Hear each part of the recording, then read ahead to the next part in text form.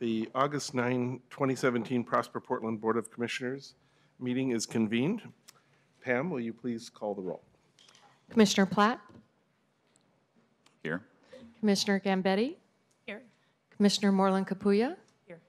Commissioner Myers? Vice Chair Cruz? Here. Okay, thank you. All right, our first item is Commissioner reports. And Commissioner Moreland Capuya, would you like to start?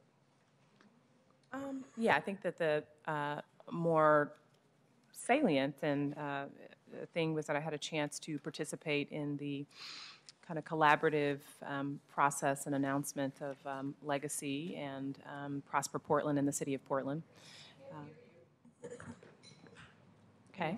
Yeah, you can you hear me now? Okay.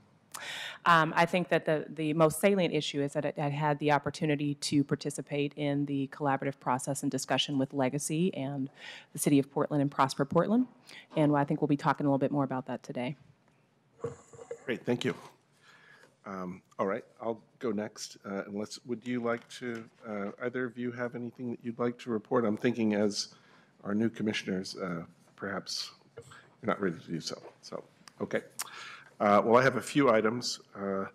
On July 17th, I attended the Northwest District Association Board meeting. July 18th, the Hispanic Metropolitan Chamber Board meeting. I met with VOS leadership along with Myra Oriella on the 20th. On the 26th, I did a monthly check-in with Kimberly Branham. On the 31st, I attended a kickoff meeting for Mayor Wheeler's Council of Economic Advisors Group. And on the 4th, I attended the groundbreaking for the Convention Center Hotel. So those are my items. We'll go ahead and go to the item number 3, the Executive Director Report. Good afternoon, Commissioners. It's been quite a busy month, so I'm going to go through the list of things that we've been up to a little more quickly than usual, just because there's a lot to report on. On July 19th, well, first, welcome to Commissioners Gambetti and Platt. We're really happy to have you, and it was great to be there at the City Council hearing. I think City Council really appreciated publicly your service and would like to reiterate that. We, on behalf of the staff, we are really appreciative of your volunteer service, and thank you for that. So I attended the monthly Northeast Community Development Oversight Committee on July 19th. The next meeting is taking place on Wednesday, August 23rd. If you have any questions, you can learn more on our website or contact Kim Moreland.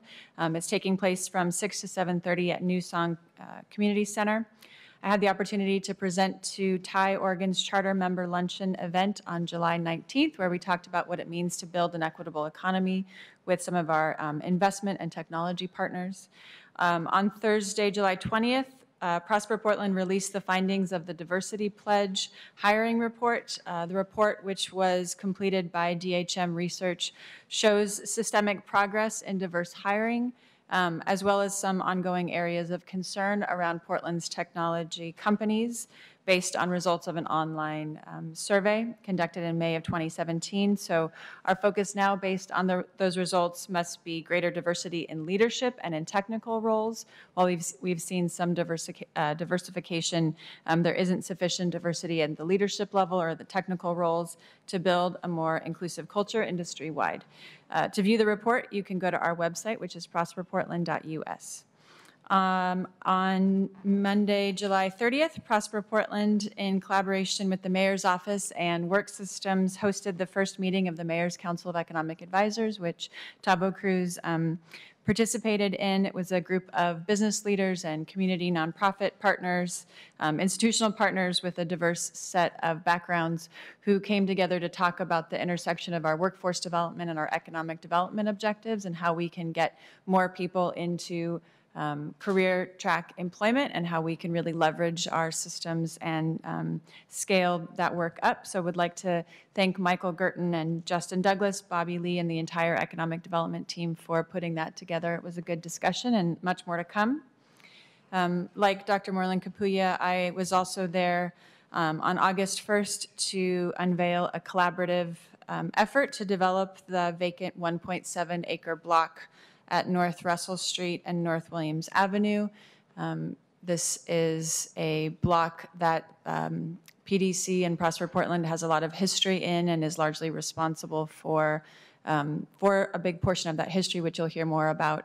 But the announcement on August 1st really marks a renewed commitment to a new chapter.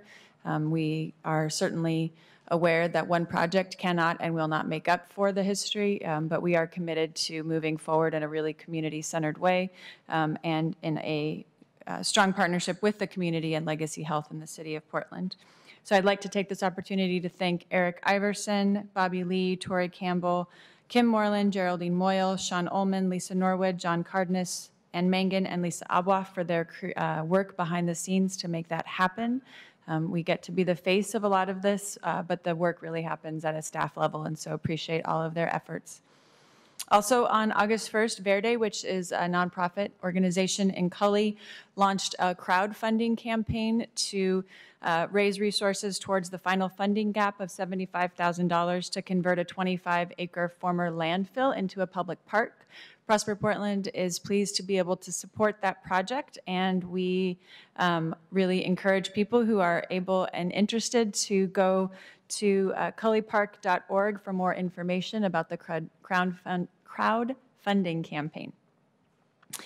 Friday, August 4th was a truly historic day. After 27 years of the Oregon Convention Center Urban Renewal Area, we finally broke ground on the Convention Center Hotel. This has been decades in the making, and I was proud to be able to speak on behalf of staff. We've had dozens of staff over the last 20+ years who've spent a lot of time, and it was really exciting to see all of their good work come, that there was something great that came of that. In particular, I'd like to recognize Eric Jacobson and Eric Iverson, Karen Harris, Dan Spiro, Amy Edwards, Elise Hendrickson, Lisa Abwaf, Colin Polk, Wendy Wilcox, Ember Breckenridge, Faye Brown, Tony Barnes, Sean Ullman, and Ann Mangan for their work in the announcement and in the negotiations and community outreach that went into that project. So coming up, the Alberta Street Fair is coming this Saturday, August 12th. You can learn more about the street fair on the Alberta Main Street website at albertamainstreet.org. And on Monday, August 14th, so next week, the application process opens again for the next round of community livability grants. These are grants that are available for nonprofits within our urban renewal areas that are seeking to make capital improvements. We will have more than $1.2 million available for projects within Gateway, Interstate, Lenstown Center, Central, and Central East Side urban renewal areas. So you can find out more on our website as well. Next weekend is Art in the Open Festival here in Old Town. It's a performance art festival that will offer outdoor performances at different locations around Old Town, so encourage people to check that out. And finally, the Jade International Night Market at the Jade District is happening on Saturday, August 19th and Saturday, August 26th. If you haven't had a chance to go, I really encourage you to do so. It's a fantastic night market put on by the Jade Neighborhood Prosperity Initiative District and Apano, and it's a great community event. You can find more about that on facebook.com/Jade District Night Market. So last but not least, I'd like to introduce two new staff members who are sitting right here. First, we have the newest member of the Entrepreneurship and Community Economic Development team, Amanda Park. Amanda is a Portland native. She received her undergraduate degree in economics and then spent a year in Spokane, Washington as an AmeriCorps Vista volunteer, supporting small businesses through a community development financial institution. She then served in Namibia as a Peace Corps volunteer, providing training and consultation to women crafters. She's since returned and worked at Resolutions Northwest and then at Mercy Corps Northwest, both supporting conflict resolution and small businesses. She received her MBA from PSU, and she is a certified yoga instructor. So we are very, very pleased to have Amanda here.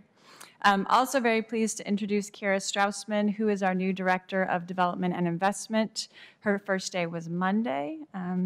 And she recently moved to Portland from Pittsburgh, where she spent 10 years as the Director of Real Estate Development at their Urban Redevelopment Authority. Prior to that, Kira was the founder of and president of Cool Space Locator, which was a commercial brokerage service focused on bringing business into the central city. She was also a member of the city's planning commission. She was born near Oxford, England, if I have that right, and raised in Colorado, Washington, D.C., and many other places. And she has her BA from University of Colorado Boulder. So we are delighted to have Kira at Prosper Portland and in Portland. Thank you. Thank you. Great work, and welcome, Amanda and Kira. Thanks. All right, so next item is meeting minutes, and hopefully we've all had a chance to review those. Commissioner Myers isn't with us today, so I'm hoping that you can go ahead and vote so we can approve these as a procedural matter. That's fine. So would one of you like to make a motion to approve the minutes? Motion to approve the minutes. Thank you. Do we have a second? Second. Great, thank you. All right, all those in favor? Aye. Aye, okay. Minutes are approved then, thank you. We have no public comment today, I believe? Nope. Okay. Okay, great. All right, next item is a consent agenda item. This is the authorizing an amendment to the intergovernmental agreement with the Bureau of Revenue and Financial Services, procurement services in an amount not to exceed $682,400 for business and workforce equity contract compliance services. That's resolution number 7247. So I would accept a motion to approve. Motion to approve. And a second? Second. Thank you. All right. All those in favor? Aye. All right. Okay. The next item is the election of officers. And before we do that, though, I have a quick procedural item to introduce. I'd like to introduce an action to change the position of secretary in our bylaws to treasurer. Is there any discussion of that motion? Nope. Okay. I would accept a motion to approve. Motion to approve. Thank you. Second. All right. So moved and second. All those in favor? Aye. Aye. All right, the motion passes. Thank you. And next we have the election of officers. So would anyone like to make a motion to elect our officers for the year? Yeah, I'd like to move that we nominate the following slate of officers. Of course, Gustavo Cruz as chair. You're already sitting in that position already. I jumped ahead. It was, well, you just kind of jumped to it, so you may as well just, but you claimed it already. And then Willie Myers as vice chair and Francesca Gambetti as treasurer. Okay, thank you. You have a second? Second. Thank you. Any discussion? Nope. All right. All those in favor? Aye. Aye. Aye. Okay. Well, you great. can't vote for yourself, You have can you? officers? Yes, I can. No, Sure. I'm just kidding. Absolutely. All right. Next, we have the, next we have the it's item number 8, adopting the 9th Amendment to the amended and restated Interstate Corridor Urban Renewal Area Plan, resolution number 7248. Would Kim Moreland and Tori Campbell please join us to discuss?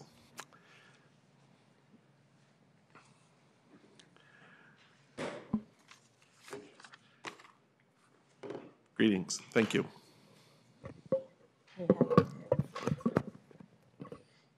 Afternoon. Good afternoon. Board of Commissioners, Chair Cruz, and Executive Director Brenner. My name is Kimberly Moreland, and I'm the project manager for the Interstate Corridor Urban Renewal Area, and I also manage the North-Northeast Community Development Initiative. And today, I'm going to talk briefly about the amendments, and Tori Campbell will talk about in more detail the collaborative effort. And so at this time, I would just like to introduce the 9th Amendment. how does this work? Oh, thank you. The amendment will allow for Prosper Portland to invest tax increment finance resources into community serving projects. There are three amendment areas that are proposed today. One is the Dean Beauty and Barber Shop located at 213, 215 Northeast Hancock Street. One is Allen Temple CME located at 4236 Northeast 8th Avenue. And the third proposed amendment area is the northwest corner of North Williams and North Russell Street. This map provides you with kind of a context of where those sites are located within the urban renewal boundaries. Amendment number one, which is the Dean Beauty and Barber Shop, is roughly 0.085 acres, and it's adjacent to the existing URA boundary. The second site is located on 4236 Northeast 8th Street, and it's the Allen Temple CME, and it's a very small location that is adjacent to the boundaries. And the northwest corner of Williams and Russell is approximately 6.681 acres.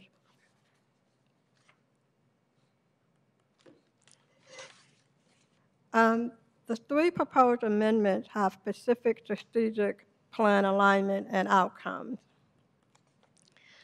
The amendment aligns with the amended, reinstated Interstate Corridor Urban Renewal Plan that was adopted in 2000.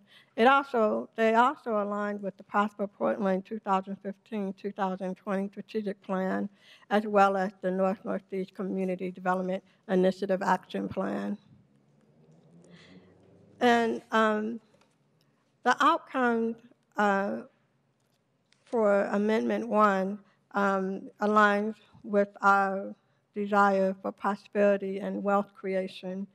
Dean's Beauty Salon and Barbershop, which is, was built in 1956, and it was originally operated by Mary Rose and Benjamin Dean, who were Southern immigrants who came to Portland to work in the shipyards. Now, under the ownership of their granddaughter, Kimberly Brown, Dean is one of the oldest operating African-American business in Northeast. If the amendment is approved, wealth creation and prosperity will exist for the long-standing property owner, and they will be able to apply for tax increment finance and resources that would allow them to make exterior and interior improvements, such as a new roof, plumbing, and storefront improvements. Allen Temple CME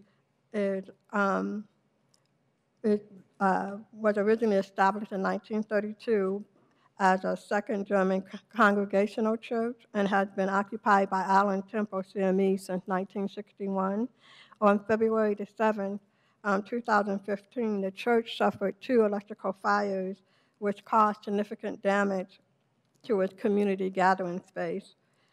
Should the Prosper Portland Board approve the amending the URA to include this site, the congregation will be eligible to apply for community livability grant funds that would allow them to make interior improvements to the fellowship hall, which provides space for numerous community services such as a drug abuse program, an emergency food center, a clothing closet, HIV and AIDS education project, a homeless outreach team, a school mentoring program, a social justice program, and a social justice outreach and training program.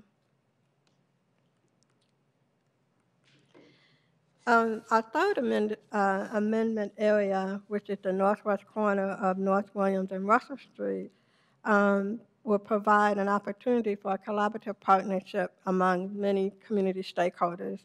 In the early 1970s, as part of the Emmanuel Hospital expansion project, the City of Portland and Prosper Portland who was known as PDC at the time, condemned and purchased and demolished 188 properties in inner northeast Portland, displacing 171 families, 74% of them which were African American. The planned hospital expansion at the northwest corner of North Russell and North Williams never occurred, and parcels near that intersection remained vacant for several decades. On August 1st, 2017, Legacy, Prosper Portland, and the City of Portland announced a new collaborative project to develop the site at North Russell and North Williams, which is currently owned by Legacy. The focus of this development will be to honor African American community, contribute to the neighborhood vibrancy, further Legacy's mission of promoting health and wellness for children and families, including a broader 6.7-acre area into the URA plan will allow Prosper Portland to invest TIF resources not only for future development of the vacant 1.7-acre block, but also other potential investments such as a community garden of the west end of the amendment area.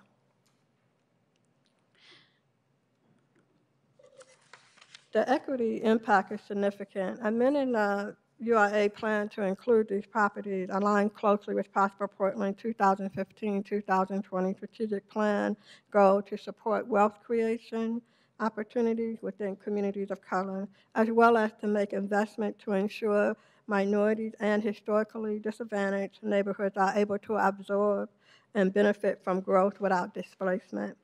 The amendment allows long-term African American property owners to access and utilize the TIF resources and for nonprofit support, business development and growth, and property ownership and redevelopment. Inclusion of the Legacy Health parcels allow for access to financial resources previously not available that will help deliver on community goal for a neighborhood that was adversely impacted by the displacement.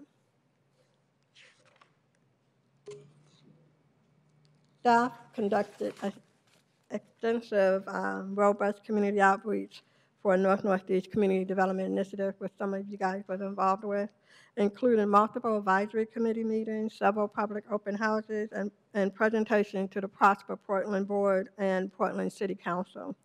As noted above, one of the North-Northeast Community Development Action Plan priorities is to add priority population to the URA and to deliver on the community goals of the action plan.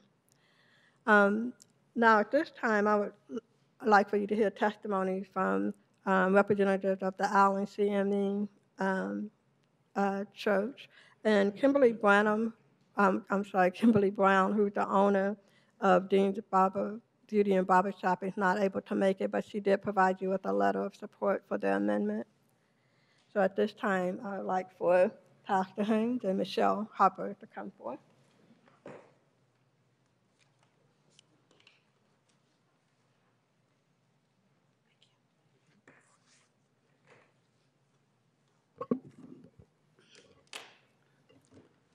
Thank you. Welcome. Thank you.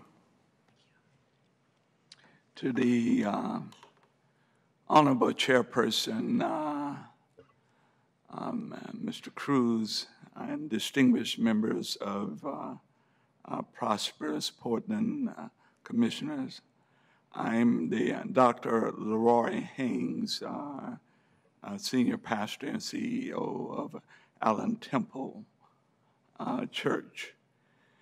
Following the devastating fire to Allen Temple in February 7, 2015, our congregation, like many congregations, grappled with the decision to remain and rebuild at our present location or to move. Like many institutions and residents faced with the growing gentrification and membership of being pushed further and further out of the affordable living situations. We have served the Abana community north and northeast for 68 years. and own one of the historical designs that was built in 1912. Our congregation made a unanimous decision to remain at 4236 Northeast 8th Avenue in the midst of the challenges of continuing to serve the people of the city of Portland and the North and Northeast community to our dynamic and cutting-edge community programs. We still believe that that was the best decision that our president, as one of the predominant African-American congregation, is vital in our city to cultural diversity, human services, the historical legacy of the North and Northeast communities, as well as the city of Portland. We help bring a mitigating balance to the negative impact of gentrification in our community, the inclusion of a diversified workforce, the stability of a community, and the security of a city, creating conditions for a prosperous and inclusive business climate. Our cutting-edge community programs that serve all races, faith, gender, sexual orientation, address the many needs and problems in our growing urban city. Our national model Resurrection Drug Abuse and Alcohol Program touches hundreds of citizens and all kinds of people, including the new raging opiate addiction we are engaged with. Our HIV/AIDS Balm of Gilead educational project provide information, referral, and testing, as well as collaborating with other agencies in the city. Our emergency aid food center feed hundreds of families of all ethnic groups and all kinds of people, as well as offering personal hygiene items, clothing, and items for infants. We are the only food center that is open in the Northeast on Saturdays. Our houseless program meet the needs of the houseless persons with shoes, clothing, personal hygiene, and food. Our social justice program is known throughout the city of Portland as a major impact player in developing the future of the city of Portland. We tackle community issues, bring a diverse group of citizens together to resolve problems and issues in our city. Our mentorship program partners with schools to provide mentors for youth in the surrounding schools in our community.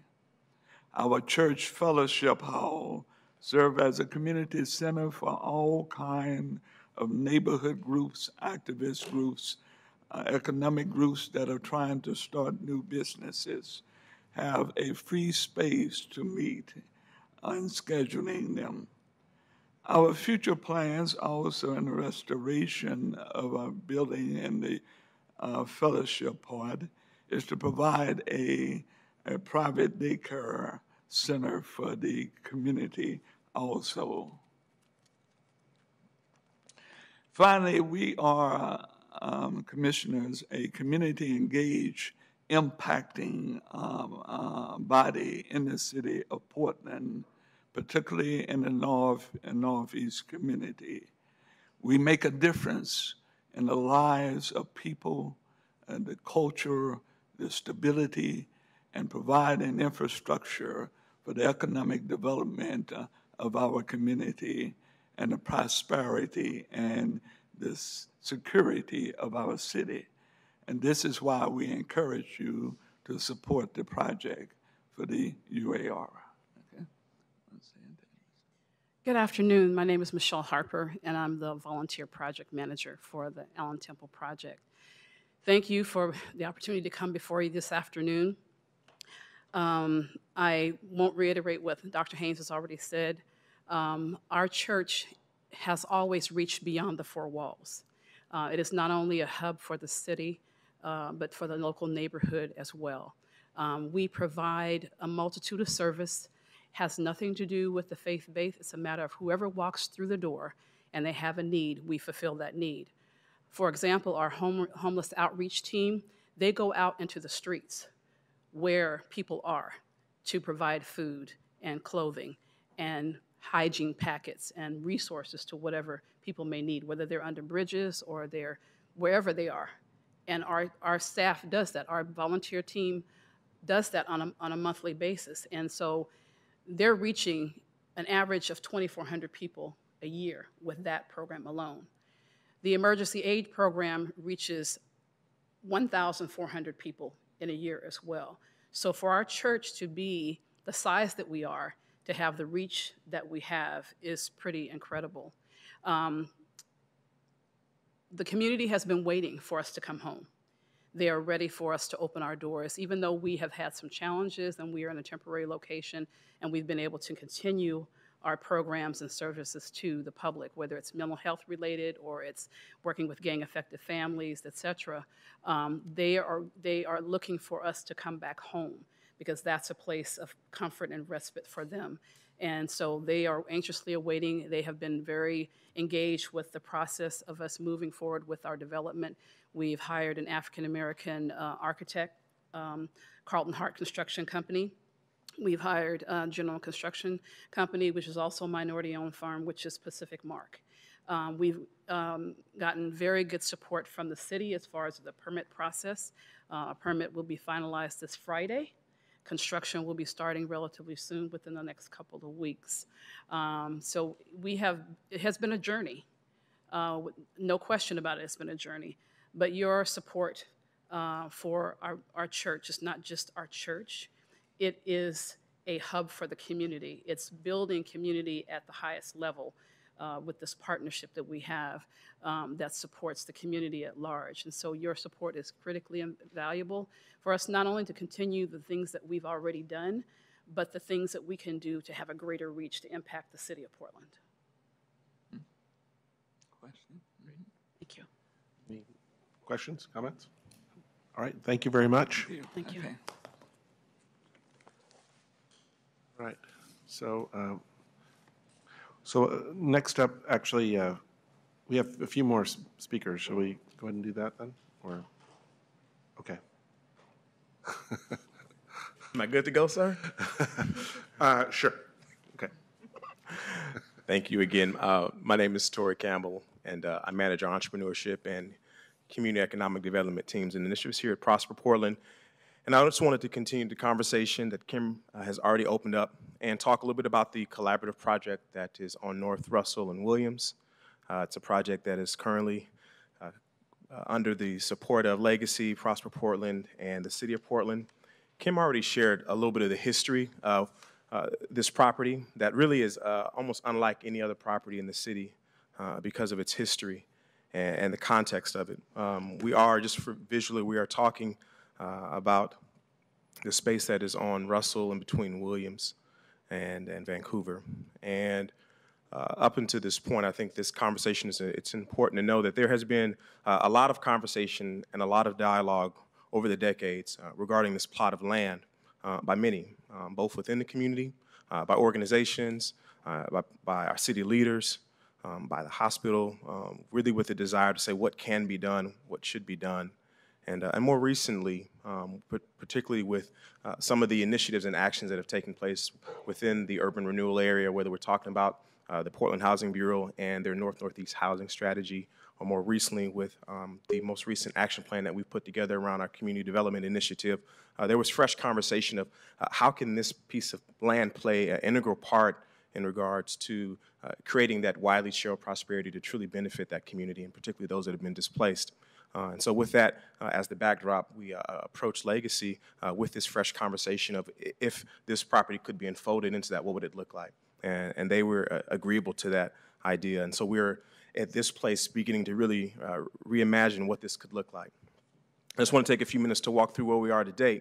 And actually, before I go into that, I do want to say that this is definitely, for us to feel like this project is to succeed, it requires more than just the three individual, kind of the bodies that I've talked about being active participants, which is Legacy, Prosper Portland, and the City of Portland. Maybe even to give a word picture, if I can, it's likened to the Pips would be not a known entity in the R&B landscape if it was not for Gladys Knight. And in many ways, this project won't go off well and really serve the benefits of the community if the community isn't at the forefront in terms of really driving that process. I mean, we all actively play a role, as the Pips did, shoo-doo. But at the end of the day, Gladys Knight is the one that is the kind of the crowning beauty and joy in her voice, and what she brought to that is really what made the music lasting. And we believe in the same way that without the community's active participation and engagement, this will not go off well at all. And so we just want to acknowledge that from the jump. And so today is really about showing where we are. We are really at a place of a beginning of sorts, a new chapter in some respects, but also making good on conversations that have happened over the last many decades. And so the proposal today for you is really talking about that the development needs to benefit and support and honor the Portland African American community and further Legacy's health mission of promoting health and wellness.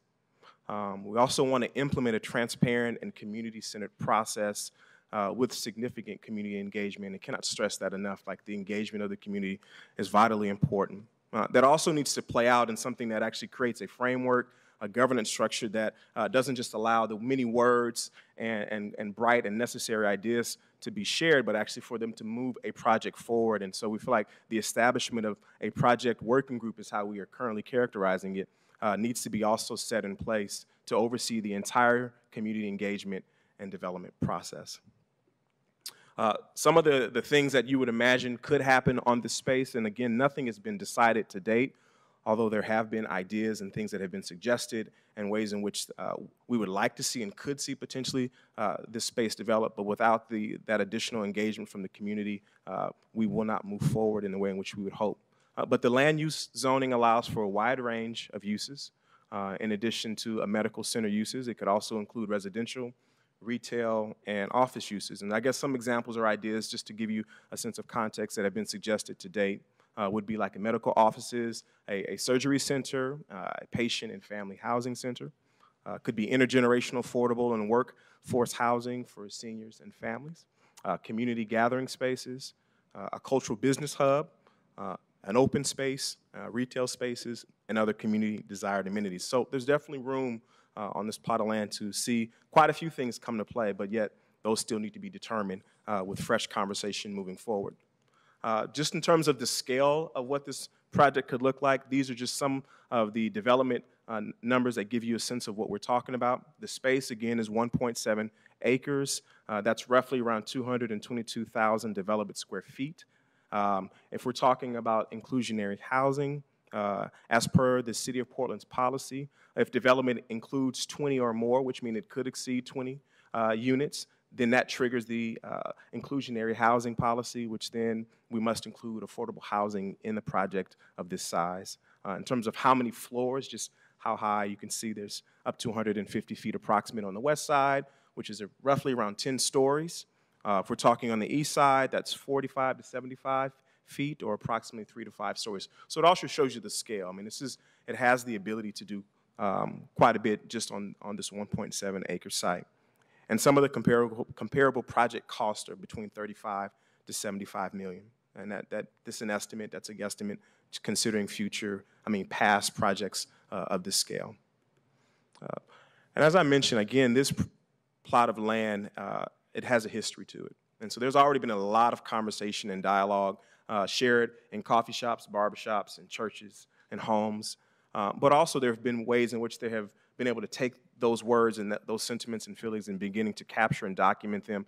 And most recently, I just want to highlight several of them, just to let you know that we're not starting from a place of zero and what should be done. But there's actually been a ton of conversation and dialogue, particularly from the African-American community, who's been most adversely affected by this site historically, of what should and could be done. And so Legacy Manual actually took on the task in 2012 to put together a reconciliation project.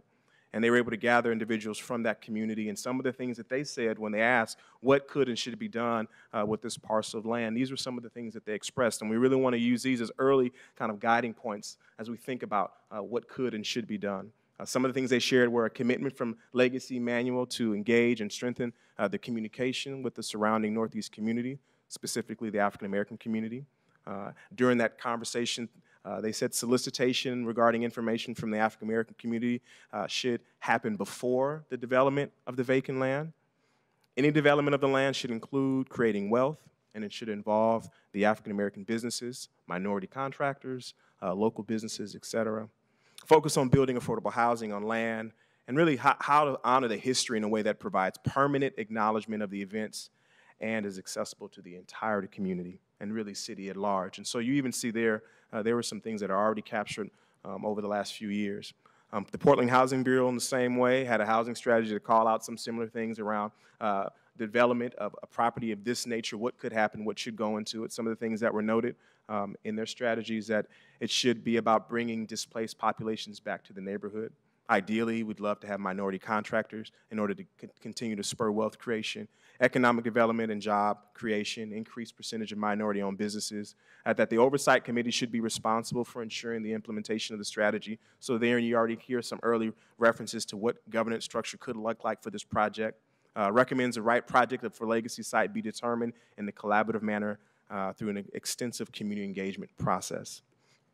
And then lastly, most recently, we ourselves, Prosper Portland, with our Northeast Community Development Initiative Action Plan, where we spend quite a bit of time in communities listening, and some of the things that were brought out in terms of what this project should unfold, if ever given the chance to do so, would be the objectives, again, to foster multi-generational wealth creation in the community, and that these assets among African American communities and peoples of color within the interstate urban renewal areas should definitely be a priority.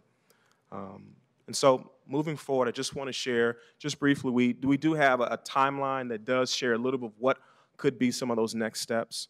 I would say probably what we feel the strongest regarding this next step timeline you see in front of you will be from now into December. This really begins to do the preparatory work necessary to truly bring all parties that we want to see and should be a part of this conversation together. So we are today here sharing with you about the amendment to incorporate this plot of land into the interstate corridor urban renewal area. September and October, we'd like to see the selection of a facilitator who would really oversee this whole project. And I think the spirit of that is really wanting to find someone who represents a sense of neutrality in this work, considering all the parties that are at play. And also someone who can actually facilitate and move all of these parties that are at play. You'd imagine the difficulty in that, so we need to pray for that person now. And also to establish a project working group, which again, at the end of the day, that's where a lot of the ideas will be germinating from, but also move into implementation. Compile and summarize previous community input, again, looking at what has been said from the documents I just shared and many others, knowing that we're not started from ground zero. There's already been a ton already spoken of what this property can and should have. And moving at us into December, which we'll begin to see that first project working group begin to devise and develop a community strategy of how to engage, and hopefully beginning to have some of our first of many community forums. So just in the interest of time, I'll leave it at that. I think we feel the strongest within this timeline of something that could begin today and definitely quickly move into December. And hopefully down the road, we'd love to see construction begin in June of 2019. But again, a lot of that will only be determined based on some of those early conversations that need to take place in the coming months. Some of the key proposals or topics I would say that we are currently wrestling through, not decided on, but wrestling through as a staff and our different work groups in respects to the proposal is how can we develop how can the development truly benefit and support and honor Portland's African American community as well as Legacy's mission? What does that look like? We're also wrestling through what does the process look like? What does it need to look like? How can a project working group be constructed to ensure a transparent and community-centered process with significant community engagement? And also, as you can imagine, what voices and expertise are needed in that process? And then lastly, how do we, and with respect to a timeline, how do we balance the urgent housing and economic goals with the need for significant community engagement? So that's where we are today. At this time, we do want to open up for any questions that you might have with what has been presented. Right. Questions?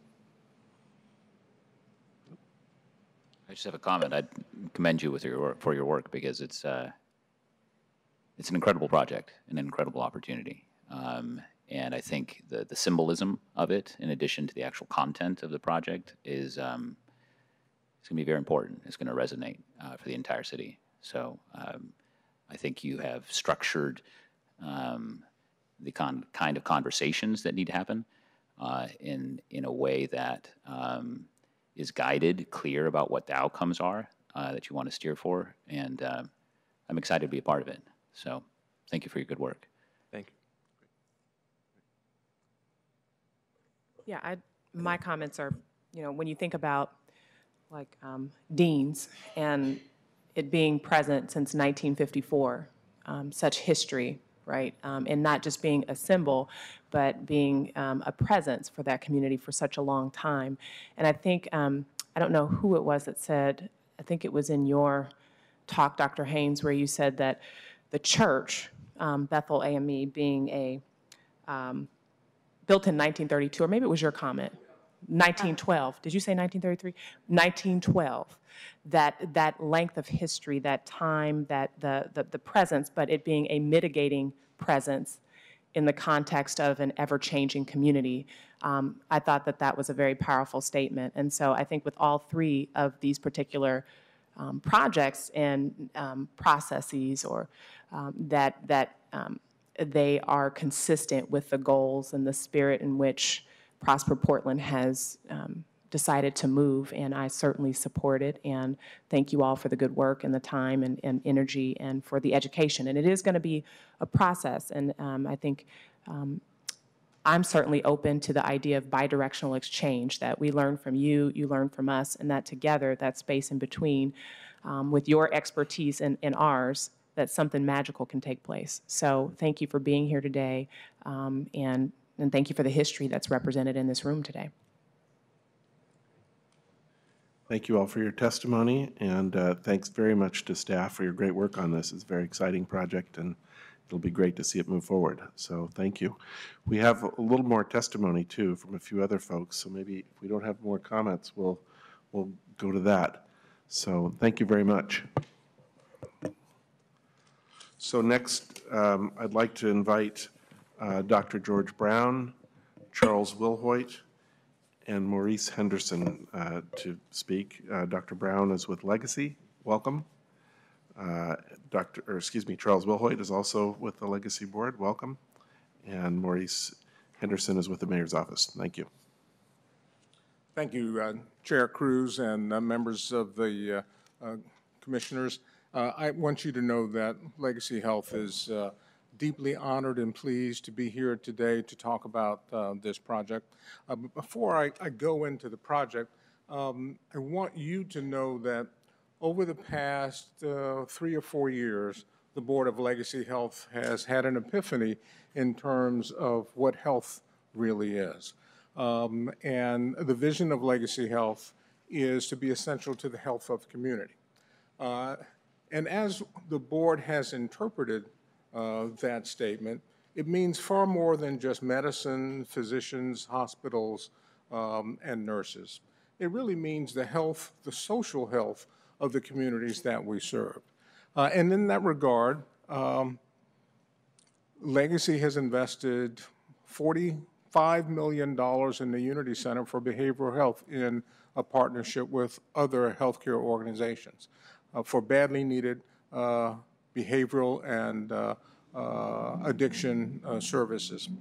Additionally, again, with our healthcare partners, and to my knowledge, it's unique in the country, we have invested $21.5 million in affordable housing for those who need affordable housing and those who are difficult to house because they need transitional housing and they need some structured medical services as they transition out of behavioral health facilities, et cetera. Last week, we had a groundbreaking on the Interstate project, where we will have, I believe it's 80 units of affordable housing. And in toto, this project will provide 379 units of affordable housing in the Portland area. And so those are just examples of the importance of community health and that importance to the Legacy Board. And indeed, this project is something that I think is emblematic for us. And admittedly, not all the members of the board are intimately familiar with the history of the African American community or with this piece of property in particular. But when it was put in the context of what it means to the community and the history, and also what it means to Legacy's mission of being essential to the health of the community, the board of Legacy Health unanimously supported this project going forward. And so I won't attempt to repeat the rather complete and eloquent description of the history of that property or the possibilities that we can envision coming to reality by Mr. Campbell. But nevertheless, that being said, Legacy thought that it was in keeping with its mission to provide this property, as well as $2 million that has been raised for the family housing unit that we think is vital to visiting families for children who are sick or injured at Randall Children's Hospital or our Level 1 Trauma Center or the only burn center between Seattle and San Francisco. So I am just very pleased to be here today to say that this project has Legacy's complete support. I realize that it is a process and there's a lot of work to be done, but when you consider the decades of difficulty and even approaching a shared vision that the city, Prosper Portland, and Legacy Health has, I think this has been a sea change for us, and I'm really excited, as are members of the Legacy community. I can't tell you the numbers of emails that I've received from Legacy employees who are very supportive of this and intimately aware of all that has gone on. So I'm just delighted to be here with Charles Wilhoit, who's a member of the board, to answer any questions that you might have, and also to let you know that we are going to fully and completely participate in this process as it unfolds. Well, good afternoon, Chair Cruz and Commissioners and Director Branham. I am Charles Wilhoit, and I'm here as a proud representative of the Legacy Health Board of Directors. I must admit it's a little odd to be on this side of the table, having sat where you all are sitting for 9 years, but I have to say that I can't think of a more exciting or rewarding reason to come back and be on this side of the table. It truly is an exciting moment for all of us, and I'm very happy to be a part of it. As I reflected on the history of this property, I found myself examining my role and thinking back to when I was in your chair facing similar decisions. And as I thought further, I realized that I have not faced and I did not face a decision that similar to the one you are facing. This is a very significant decision that I think to date we have not dealt with as a city. So I want to commend you for the bold steps you've taken to this point and the actions you're considering. And we know they are initiated primarily by consideration of the historical wrongs inflicted upon the African American community. And I truly thank you for the opportunity to participate in this process. However, and as Mayor Wheeler stated during the press conference last week, no one is viewing this or operating under the illusion that this project will serve to address or remedy historical injustice. I think that needs to be made very clear. We're taking a single but a decisive forward-looking step by investing in Northeast Portland with the objective of developing an asset that creates jobs and economic opportunity, better health, and a greater sense of community in recognition and in honor of that which was lost to so many African Americans so long ago. So speaking for Legacy's board, as Dr. Brown stated, we are unanimous in our support of your movement in the interstate urban renewal area, and we are very pleased and thrilled actually to have the opportunity to work with you to make this project a reality. And I would be remiss if I did not state that I am sandwiched between two very impressive and committed gentlemen who worked very hard to bring parties together in association with Director Branham and others, Kimberly. This is truly an amazing moment, and I don't think it would have happened, and it has not happened to this point because we have not had these parties committed and working in the way that they have. So I look forward to moving forward with you. Legacy Board looks forward to moving forward with you, and the mayor's office, Mayor Wheeler and Maurice, basically came in and brought us together after initiation by PDC to make sure that we made this happen. And I think we're all fully committed to making it happen, and we will not stop until it happens the right way. So thank you very much for the opportunity to participate. And having been where you are, I thank you very much for your service, because it truly is service, but it makes some pretty magical things happen in this city when we do it the right way. And congratulations on your chairmanship. Thank you. Thank you. Well, that's a hard one to follow. Good afternoon, Chair Cruz, and to the Prosper Portland board members, particularly the mayor's two new appointees, Mr. Platt and Ms. Gambetti. Pleasure to see you there, Director Branham. I think it's serendipitous that this is the third in the installment of these urban renewal opportunities for the interstate project. Having Dr. Haynes here to speak on behalf of his congregation and the incredible work that a small group of people do to have such a great impact in the region. They've been an anchor for that neighborhood, for this community for so many decades, as well as deans for the community and cultural aspects that it brings. And now to have this conversation come full circle over the many, many years, it's really a rewarding opportunity. As Charles said, I couldn't state it better. To his point, I must thank Dr. Brown and board member Will Hoyt for their leadership, for their partnership, for their willingness to truly and thoughtfully engage this process. The mayor was committed to making sure that an outcome that was based on and for the people of the community, particularly the African-American community that had been affected by past wrongs, as was stated before. He was committed to that, and it was clear to me that all parties were coming to the table for that end as well. And the fact that we are here at this point, and that you have this decision before you, I couldn't be prouder to be part of this discussion. So without further ado, thank you again for your consideration. Thank you for your leadership. Thank you for the direction that Prosper Portland is taking the city in terms of our economic development and cultural development of the city, and certainly to the degree that there's restitution and consideration of the history. So thank you again for all of your participation. Thank you. Thank you. Any comments or questions? I just want to correct the record. I'm sorry. I said Bethel. I meant Allen Temple. You should have corrected me. I was thinking of Pastor Bethel, because you guys, you're connected by the hip, but Allen Temple. So I just wanted to correct that.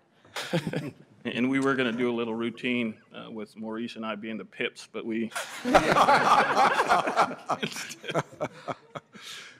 Well, I would just want to say thank you very much for testifying today. Your eloquent testimony is fantastic, and it really illustrates what a great project this is. And we're very excited at Prosper Portland to collaborate with you on this, and we look forward to reviewing it as it goes forward, and look forward to seeing how it plays out and how it achieves the goals that we've all look forward to. So thank you very much for coming today, and thank you very much for the energy and enthusiasm that you bring to this process. Thank you for your consideration, and thank you, Kimberly and Maurice, because this partnership would not have happened without your hard work and vision. So I appreciate that very much.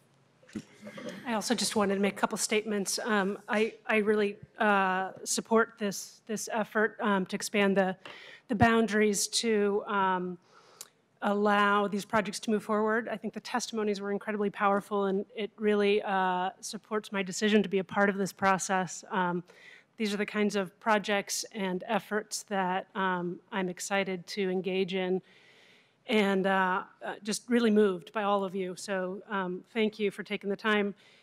Clearly, the projects are really consistent with existing plans and community objectives, and the Legacy project in particular, given the history of the site and how directly it is tied to the Albina District's history of displacement and racism, it's just a really compelling opportunity to do something meaningful. I guess the couple of things that are clearly have been a part of the process and will continue to be, but I think it's worth noting is just to continue to move forward with a really robust and transparent public engagement process is obviously really important. And then using the opportunity to take some really bold and innovative steps to increase the supply of affordable housing and workforce housing, and then to really expand the employment and business opportunities for minorities and other historically disadvantaged groups. So clearly that's the energy and the spirit that has been going into this in the last few years, and will go forward. But I'm excited to see what ideas emerge for this property. So thanks. Great. Thank you very much. Thank you. Appreciate it. We have two additional groups I'd like to call up to the table for further testimony. Shannon Olive with the Oversight Committee. I don't know if I can read the handwriting on a couple of these, so please bear with me. I apologize. Shanita Smith, I believe. Please correct me if that was mispronounced. And Alicia Posey, all, I believe, with the Oversight Committee. Thank you.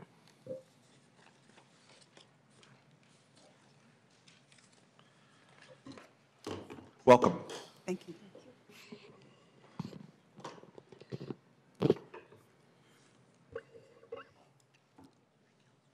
So I've just provided my testimony in written form, just in case I run out of time, and if you're able to go back and look at that. So good afternoon, Chairperson Cruz, Director Branham, and other commissioners. I'm happy to be here to talk to you today. My name is Alicia Posey. I reside in Northeast Portland, and I am a member of the North and Northeast Community Development Initiative Oversight Committee. I am here today in opposition of the vote on resolution number 7248, adopting the 9th Amendment to the amended and restated Interstate Corridor Urban Renewal Area. I ask you to postpone this vote to allow for a process that will include full and true transparency, including review, discussion, and consideration, and finally, recommendations from the North and Northeast Community Development Initiative Oversight Committee, and from the very African American community that is purported to be the beneficiaries of this inclusion, including Amendment 3. And I should say specifically Amendment 3. The North and Northeast Community Development Initiative Oversight Committee has been charged with reviewing, advising, and monitoring investments according to the strategic policy areas, timelines, metrics, and allocations outlined in the action plan. As of today, the Oversight Committee has not been privy to any such collaborations between Legacy Health, Prosper Portland, and the City of Portland. Nor have we been made aware of any plans to amend the Interstate Urban Renewal Area to include the site at North Russell Street.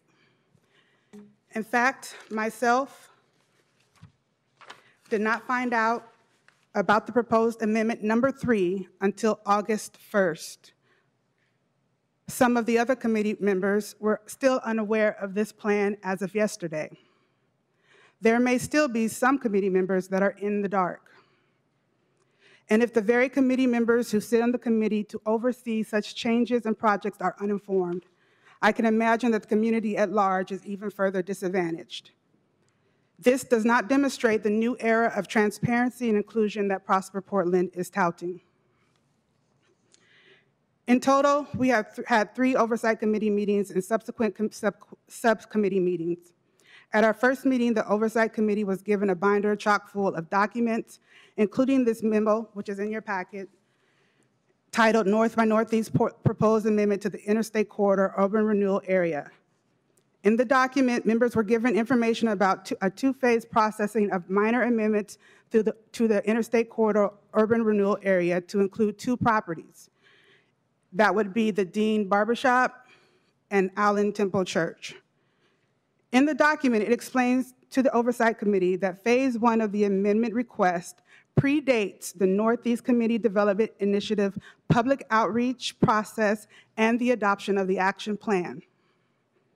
In phase 2, the document states in late 2017 and 18, Prosper Portland and the Portland Housing Bureau staff will work with the Action Plan Oversight Committee to identify whether there are additional opportunities to deliver on the action plan by amending the Interstate Corridor URA plan. Subsequently, the Interstate Corridor URA subcommittee was formed to consider phase 2. To my knowledge, this subcommittee has not met yet. To be clear, my objection today is not to the development of the proposed site that sits 3 blocks from the house that I grew up in and used as a shortcut on my way to school, to Harriet Tubman Middle School. My gripe is not with Legacy Health's decision to finally abide by the contractual obligations and agree to develop the property. I agree with Mayor Hales when he said this is a positive step about what Portland will be going forward, and particularly this location in Northeast Portland. Develop the site, please. But please do not bulldoze and rush through resolutions in a closed-door process organized around the needs of private and public institutions represented in this collaborative project. This is how we got here in the first place, and it's no different from the storied history that PDC epitomizes. By postponing this vote today, you will allow time to address the inclusion of the Oversight Committee and the African American community at large, as well as the lack of transparency overall. On May 25th, Amendment 1 and 2 were presented to the Oversight Committee as de facto documents in a binder provided for us with no discussion or feedback. Note that Amendment 3 was not listed on the document. On May 25th at the May 25th meeting, the agenda was full for a variety of project updates, including the Community Livability Grant and the Business Navigator request for proposal. There was no intent made to have an open and inclusionary process and/or discussion around including Amendment 3 into the URA to access TIF resources. The Oversight Committee has met 3 times since our initial meeting on May 25th through August 1st. During those meetings, there was no intent made to have an open and inclusionary process around including Amendment 3 to the URA to access TIF resources. On July 27th, I attended the first Business Hub subcommittee. During that meeting, there was no intent made to have an open and inclusionary process around including Amendment 3 to the URA to access TIF resources. On August 1st, Prosper Portland announced a collaborative project with Legacy Health, Prosper Portland, and the City of Portland. This lack of transparency means that this vote, scheduled 8 days after the public announcement of the proposed project was made, does not allow sufficient time for the Oversight Committee or the African American Committee to review and provide recommendations. This vote should be postponed to allow for a transparent resolution. If allowed into the Interstate Corridor URA, the project will have access to the $32 million earmarked in the North by Northeast Community Development Initiative Action Plan. This reduces the opportunities for community-driven projects and development that have not yet been determined by the Oversight Committee or by the African American community at large. A decision was made without full community input and at the very least without the Oversight Committee's review and recommendation. Commissioners, today I ask, what is the urgency? Postpone this vote to allow time for the process outlined in the Oversight Committee's scope to take place. Thank you for your time. Thank you.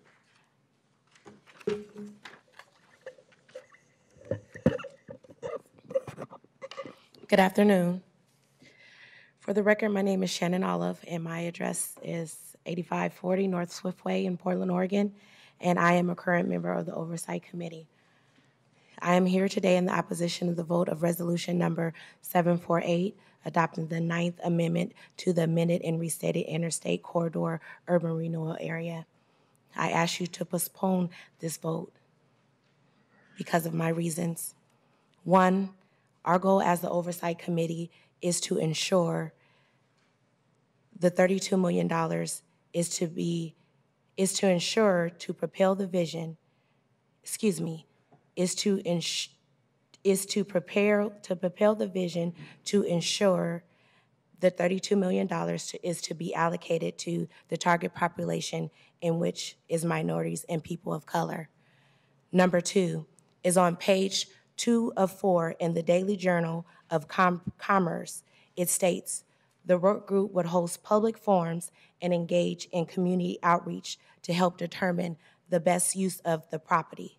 My question today is why you haven't hosted the public forums, community outreach, or shared the information with the oversight community members to allow our voices to be heard, get feedback and insights before you vote on today to make a decision, which, in not knowing, which later can cause an impact on our lives. Lastly, Hills Block building was a commercial center for the African American community, which was blighted due to the urban renewal area. And in 1980, PDC sold it to Emmanuel. The 10 years deadline came and went, and is set for 37 years. I do not believe it's fair to give a large institution another chance to redevelop a property and give them a large institution another chance to redevelop a property when African Americans' property was taken and we haven't had a chance to be given. Thank you. Thank you. My name is Shonisha Suhala Smith, and I'm part of the Oversight Committee, committee as well. I agree with what both of them have stated. I'm looking at where the African American community has and have not had any input in the decision-making process, and I think that that's very important when we're talking about development and change and things of that nature, and where money is going to be allocated. And it's like, and it's kind of hard for me to look at it because there's more than this that we have an issue. And because we're part of the committee, this is just the tip of the iceberg that we're trying to get developed. And I think that where were we in that process when you were making these decisions? And I was at the same meetings that these young women were at, and I don't believe that I heard anything about this until recently. And I'm not saying that anybody was trying to hide anything. It's just that nothing was presented in a way that we were able to be part of the decision-making process. And so I agree completely with what both these young ladies are saying, because I have to go for the elder process right now. But I also was wondering, what that timeline is going to look like to postpone this right now and at least get the community involved, because most of the decisions that are made, the community is not involved in the decision-making process. Even though we're on the Oversight Committee, the community is not necessarily there, and so we need to begin to start organizing the community so they have a voice in what the process should look like, and that's kind of like, I don't have as much to say. I didn't write my stuff down. Mine's coming from my heart. And I just feel as though that, I'm not against what Emmanuel's process is and everything. I just think that we're down to a very minor amount of money compared to the 300 and so many millions. We're down to $32 million, which is not enough to really do much for the community. So if Emmanuel is going to drop in millions of dollars and put the money together to help the community come back into the community, develop commercial businesses and do whatever they're going to do, fine. But, to be able to take the money and take a portion of money to develop Emmanuel, what the needs of the Emmanuel, I don't know if that's something that we're in for right now. So I agree with Ms. Posey. I agree with Ms. Sister here. I'm sorry. But we need to postpone this, and we need to be able to have the community involved in the decision-making process, and I don't see that as happening. And because all three of us are part of the Oversight Committee, and we didn't know. Right. How did we not? That's right. Why weren't we? Okay, thank you. Thank you very much for your testimony. Do you have any questions or comments before we go to the next group? Yeah, I actually thank you for your perspective. What I want to say is I believe that we share in your goals and agree with the fact that the process should be transparent and there should be greater conversation. I'm wondering, as I was sitting here sort of thinking about it, everything that you've described that you say you desire, right, to have community participation, to have the community be a part of it, what happens at this site, agreed. I think that that's a point of convergence, a place that this board, the Prosper Portland staff, we all agree with that process. And I'm wondering if where the rub was more with the fact that it wasn't initially placed on the, on your documents when you all met and you felt like you didn't have sufficient enough time to discuss it. Is it the issue of not being able to discuss it, or is it that you really strongly feel like this particular process, and it's not even, I want to step back because we don't even have it. There's a framework, but there's so much openness to that, and we didn't want to be prescriptive. And we thought that that would be the liberating sort of point, right? That there's this opportunity, and there's an opportunity for collaboration, collegiality, input, understanding that we don't know what the best way is, and we are relying on the strength of the community, which many of us sitting up here are community members as well. And so I'm wondering if you could just sort of further delineate if it's just that you felt like you weren't aware, or is it that you really are adamantly opposed to this particular process? I'm not even saying project, this particular process entering into this urban renewal area. I think both of it. I think both, but go ahead. So the vote today is just on allowing this site to be added into the URA so that they can access the TIF funds. And that is a decision that was made without the Oversight Committee knowing anything about it. That was a decision that I'm guessing that was made without a lot of community understanding or input on what that would look like with the $32 million already being earmarked for a project. So no one on the Oversight Committee, I can say, knew that there was this plan with Prosper Portland, Legacy Health, and the City of Portland to include this project, this property, into the URA so that they could then access the TIF. And when you look at our scope, when you look at the reason why we were formed, it was specifically, a part of that was specifically to be able to review and provide recommendations on what property should be allowed to look at amendments to become a part of the URA. Get that. So I agree that this is it's almost like we are, again, coming in after the fact. Yeah. We weren't a part of the table with the discussions with Legacy, with City of Portland, and I'm not saying we had to be at the initial, but the announcement came and no one knew about it, not even the people on the Oversight Committee. So I'm not saying that the site shouldn't be developed, but— You just want more time to consider it as an oversight committee. Yes, to consider it and make our recommendations on how we feel. As everyone got up and had the opportunity to testify, we want to come and have that opportunity to talk about, as the Oversight Committee, as a body, to say how we feel about making this amendment. And we haven't had that opportunity to do so. And to bring the community voice in as well, because I don't think the community is really totally represented. And it's also some of the things that we discussed at our Oversight Committee as far as, as far as having a voice, as far as tracking information, as far as, some of the things that also was discussed last year at the workshops. It's kind of, for me, hearing all this new information, it makes me feel kind of skeptical or kind of, leery. Like now I'm kind of feeling like, well, dang, well, now I'm looking like, well, what's going on with Prosper Portland? I'm wondering now if, we're bringing all these things up, but these are some of the things that has been going on for a while now. Like, when you think about the timeline from 1980 to 1990 about the history of the building that was bought out, they had a deadline. They never did nothing about the building.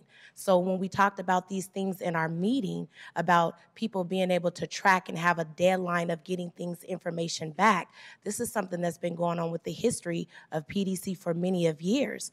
So when we talk about expanding and talking about working with different partners and having these different type of rapports and different type of things, and this is stuff that's been going on for many of years, way before I was 2 years old when this happened. So if this has been going on many of years ago and we're still having these type of conversations now, when are you held accountable for not doing the things that has been happening years ago, and we're still having these conversations 37 years later?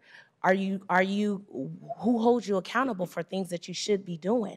And we had this conversation at the workshop in 2016. Now here I am joining a committee, and we're still having these conversations, but behind the scenes is like, are you really doing what you're supposed to be doing? So here I am coming to the table, being on a committee that I'm really happy about, and I want to get out and get the outreach done and talk to the community about this $32 million, but it's like behind the scenes, are you really going to do the job that you're saying that you're going to do? So I'm skeptical about it, you know, because it's like now here we are talking about a new building that we didn't know nothing about. I'm 2 years old, but it's like now behind the scenes, now if we come to this, I get a phone call from her on the committee talking about an expansion of a corridor that we at the Oversight Committee not even known about, and we just came to a meeting last month, and nobody brought it to our attention. So this is not, it's not okay. Because if you guys made a decision and we was not here, then what would that have looked like if we didn't have a chance to testify today? And we feel like we represent the community that we're trying to service. Yeah. Okay, well, thank you very much for your perspective. I think or did you Was want to was respond? that clear? I was just going to though, say. that it was Yes. more about? Yes, it wasn't was, about and the thank site? you for your response, and thank You you for have your a time. comment? Couple questions. One is, just to be clear, you don't have an issue, and you guys were informed of the Amendment 1 and 2 for the Allen Temple. Deans and Allen Temple. the- We, yeah, we were informed. We were And given you a don't have document. any issue with those being added? The way we were informed, it wasn't as if we were given, felt we had You a were choice. told. Yeah, Yeah. it was just actually a document in our binder. Yeah.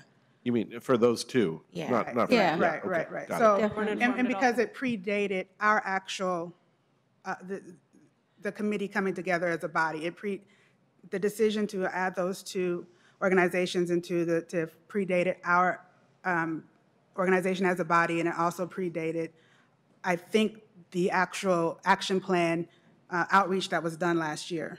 So I'm not necessarily saying that I'm against us having a discussion on that either, but we know for sure that it was never, that the site on North Russell was never presented to us. At least those two were in our binder, and we could read it if we had the opportunity to read that information. Right. The Legacy Manual, we've had that binder since May 25th, Right. and that has never been mentioned to us. Okay. And then my other question, and again, having been on the commission for about a week now, if that, is just clarification from Kimberly or someone. The 32 million, I don't see an allocation. Like, to me, all I've seen is that the amendment just includes them in the boundaries, but there's no dollar allocation. No. It just opens the opportunity for the process, and That's right. so I guess some clarification on that. Yes, right. So if the board were to move forward with this particular amendment, as well as the other two, although I think there's a lot of confidence with the other two that there would be an award of resources. With this particular one, it doesn't guarantee that there would be any resources that would be used from the interstate urban renewal area into this project. The Oversight Committee would still determine whether resources would be allocated or not. The thing that it does allow is for us to dedicate staff time and to go through the process of hiring a facilitator to do the community engagement. We can't have Kim and Tori and myself and others spending time on this in a significant way unless it's within an urban renewal area or it's more difficult to fund. So that's kind of the consideration. So would that staff time be pulling from the 32 million or the general budget? So the $32 million is our resources that we anticipate being put into the community. So there are additional staff resources above the $32 million that we've budgeted for staff time and overhead. So it would be it would be charging towards that. But we also have the $900,000 for outreach. And so there are resources that are included within that. 32 million. So I just don't want us to lose sight of the process, which Yeah. is something that I've heard that we're trying to change when it comes to how these processes work. So the 32 million, if it's earmarked for us to kind of decide and to have these conversations, why wouldn't we be able to have this same Amendment 3 The three, yeah. come up at a later time to be included into the URA, yeah. instead of trying to tag it on to Dean and Allen Temple with only 8 days for us to even discuss it. So there's Well, still opportunity. Again, I think it's mostly a timing issue. Yeah. To the extent that this allows the PD, or the Prosper Portland to, excuse me, almost said PDC.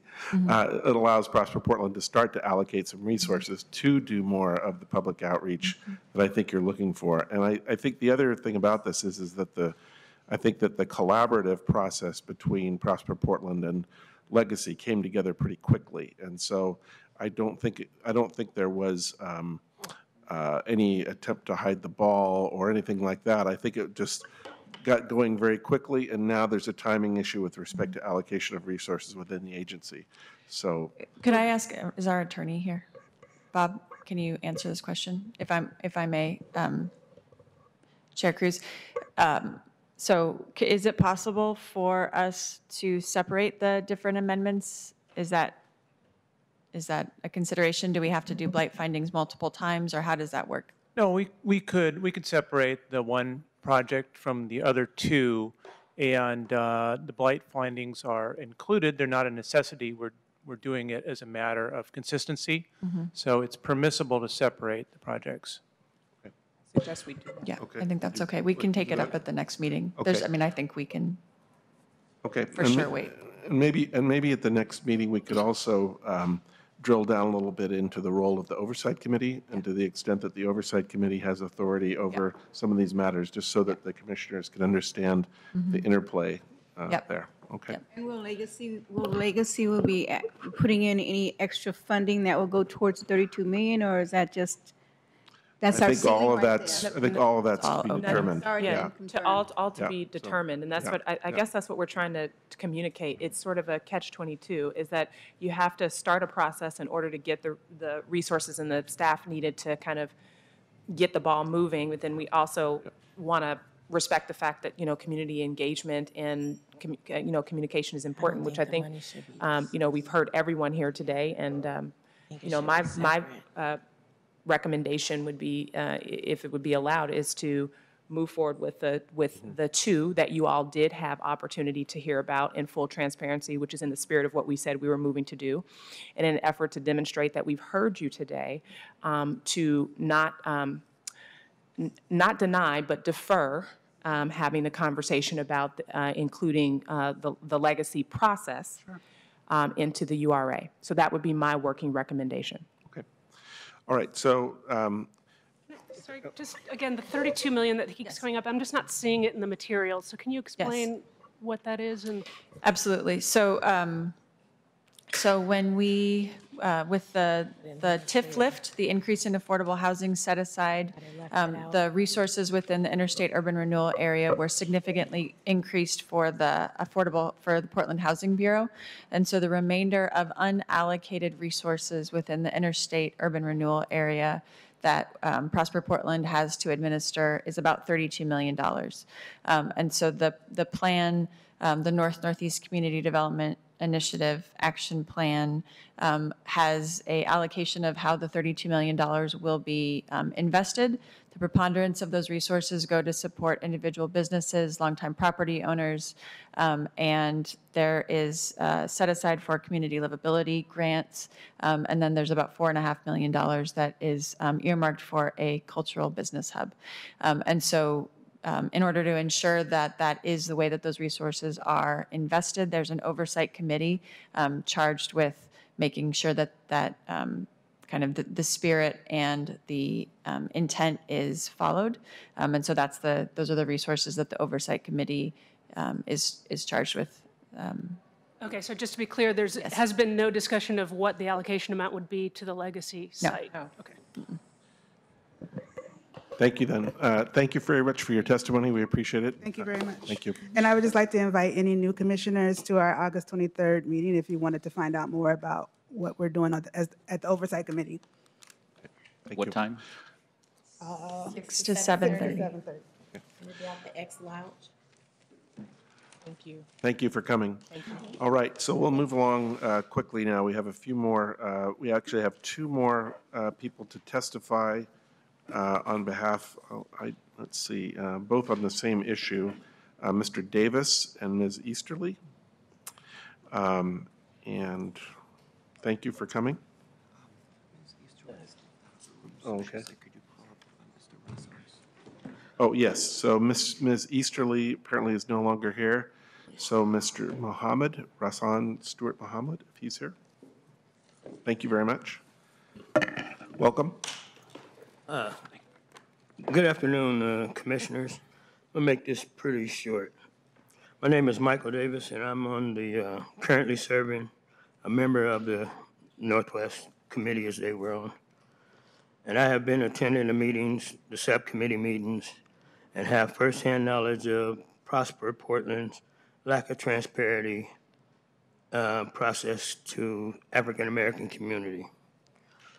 Do not approve the vote to allow the Amendment 3 to access the TIF funds.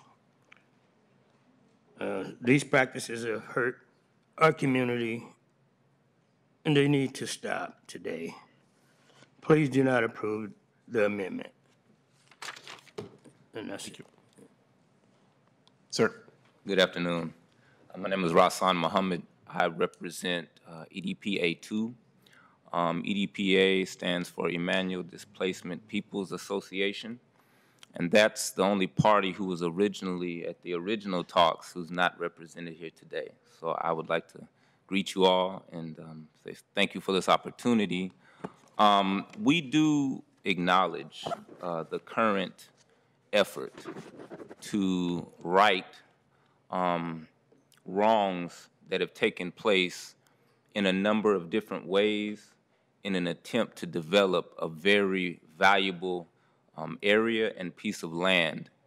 And so what I wanted to do today is to just bullet point through some of the history that got us to this point right now.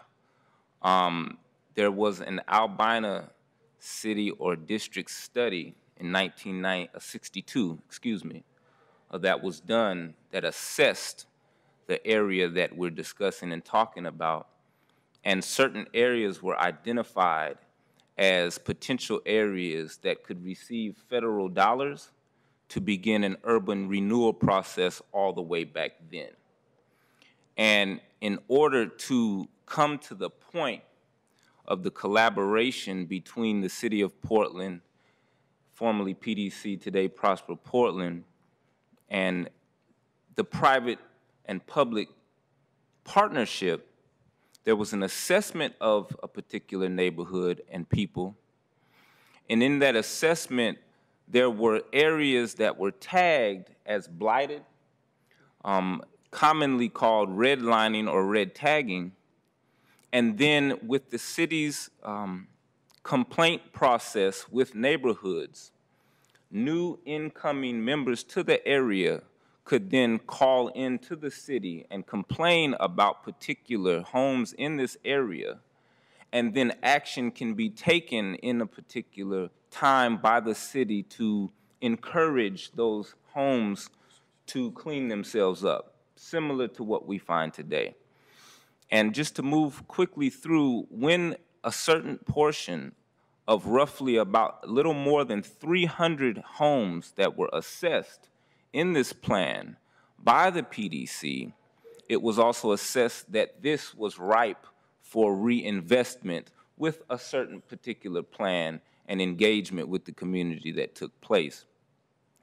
We at EDPA 2 still have some of the original homeowners, like Ms. Thelma Glover, who are a part of our group, who have still been looking for the affordable housing that original federal dollars were allocated to build.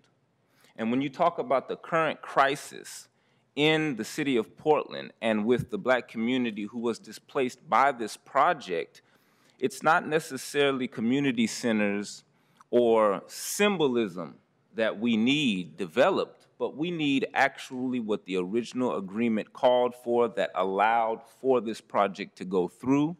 and that was affordable homes. So right now, I think that there is an opportunity for us to really right the wrong that is taking place here by building the housing that was promised to the original EDPA, who signed an agreement with the City of Portland and the PDC for those homes to be built. And so we today are here to say we need to postpone this vote so that we can discuss the financials, that we can take a look at how this will actually be funded, because what I just heard, it sounded like that Prosper Portland has a strong need for this allocation to go through to continue moving forward with the assessment of this land, because we've known since the original agreement that Emmanuel wanted to develop this land according to the special zoning that was allowed and created for the hospital to be able to build there. There's a special type of zoning that actually was acquired to make that land the way it is today. And so we want, as the community members who are still residing in that area, and we also advocate for those who have been displaced, who do not still live in that area, but still live within the confines of Portland metropolitan area. But we want to stop this vote so that we can have a real and adequate report on the specifics of what will be built and developed there. But we want to make sure that everyone is well aware that the agreement and the allocation was to build affordable homes by Emmanuel, not a new surgical unit, not a community center with Matt Dishman just around the corner. And we have other black businesses. The Black Business Hub is definitely needed, because what was lost was not just homes, but an actual community of vibrant black business that was taking place that is actually and was actually a national model. And we are and have been for the last 90 days taking a look at, with attorneys, the legality of what is actually being proposed. And then with the sudden announcement on August 1st of this project, and what seems to be a rush to vote just a week and some hours later, we really are here urging you all to just slow down just a second, because the community is opposed to anything other than housing. And if we were to take that same community engagement today, you all would know that and would find that, wait a minute, there's a problem here, and there's some documents that we need to both sides take a look at together to really be able to discuss the proper outcome. Because I don't want to see the last piece of land that was the black community. I don't want to see that last piece of land rush through a development and we have a tombstone of a symbolic building, but we still lost the housing and the actual economics that caused the black community in those days to thrive at a time where we need that same community and the descendants and people and children of that community to thrive again today to help solve the problems that exist. And I mean the racial problems and the equality divide between the others and the black American community in Portland, Oregon. So we would urge you to please hold off this vote for a true community discussion in this modern time to see what we need. Thank you. Thank you for your testimony. Right. So, any comments? Okay. Yes, what you suggested. Okay, great. So that's all the testimony that we have for the moment. So, before we take up the motion, do we want to call staff back up for any further discussion? I don't think we really need to at this point. No? Do we need anything you want to add? No? Okay. So why don't we, we've had one suggestion, which is to defer the third parcel for inclusion and vote on that at a later date, maybe the next meeting. Yep. What's the feeling of the commission generally about that? Do you have I would comments? agree. I think the two of us, I'll speak for myself, we're obviously the rookie members of this board. You know, my job first is to get educated about all the circumstances. And I think I've learned a lot already, and I look forward to learning more. So thank you again for your testimony, for sharing all of your perspectives. We'll take that to our discussions as a board and come up with a proposal which I think will reflect everyone's perspectives. So thank you again for sharing that. And I agree that I think it makes sense to split it off. I understand, too, the chicken and egg that Prosper Portland was facing in terms of needing to get them get that parcel included in the URA in order to really advance the community process. So, but I think given the spirit of collaboration and that you guys weren't informed, I mean, I think it makes absolute sense to split it off and give us a little time to Great. discuss it. And we can review it at the next meeting. So, okay. You okay with that? Okay, then to consider, let's see, excuse me, just a moment. But yes, yes. My suggestion is you take a vote to amend the resolution to exclude Area 3. Vote on that. Okay. And then if you pass that, vote to approve the resolution. As amended. Okay. Great. All right, thank you for the procedural advice. All right. So I would accept a motion to exclude Area 3, or to amend the motion to exclude Area 3 and revisit that at a later date. Would someone like to make that motion? I would make the motion to defer Area 3. Consideration of Area 3. Yeah, consideration of Area 3 for now. Okay. Do we have a second? Second. Okay. Any further discussion? We'll consider it again later. Yeah, So, we're not, yeah. we're, It has to be excluded Well, in we're order to us to approve 1 and 2, right? we're, Make my choice is right. It has to be, the resolution is to add 1, 2, or 3 parcels. right. But we're not, but if we're deferring it, we're not voting on it today. We're excluding So it is this from- an issue of semantics? Okay, we'll exclude it. We'll exclude The it. question is, are we approving 1 and 2? Yes, we are. We're just, all we're doing is leaving 3 off, right? So we're excluding 3 for the moment and deferring consideration of 3 until the next meeting So or it's later both. meeting. Correct. So, all right. So we have a second on that already? I think we're clear on the motion. We have a second? All right. Any further discussion then? I All think right. we've had enough discussion. Okay. All those in favor? Aye. All right. Okay. Unanimous. Thank you. Now we'll vote on the resolution as amended, which is to add parcels 1 and 2. So I would accept a motion to approve the I amended. move to approve the amendment. Okay. Second. Second. All right. All those in favor? Aye. Okay. Thank you. So you want to just explain what we did so that folks know Certainly. clearly? Okay, so all we've done is we have approved the first 2 parcels, which were the barber shop and the church, and we have excluded the legacy parcel for the time being. We've deferred consideration of that to a later board meeting, probably the next meeting, and that would give some time for further consideration and interaction with the Oversight Committee. Maybe at the August 23rd meeting, it should be the focus. Yeah. Okay? Thank you. Thanks to all of you for coming. Thank you. Okay. All right, the next item is resolution number 7249.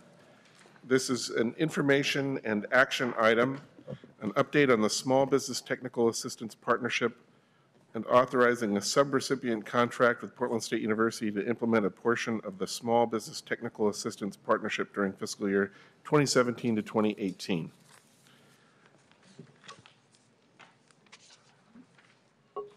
So, Morgan Masterman and Catherine Kraniak, thank you very much for joining us. Good afternoon, Chair Cruz and Commissioners and Executive Director Branham. My name is Catherine Kraniak, and I am a Program Manager on the Entrepreneurship and Community Economic Development team. I'm Morgan Masterman, also a Project Manager on the same team. And we're here to talk to you today about small businesses.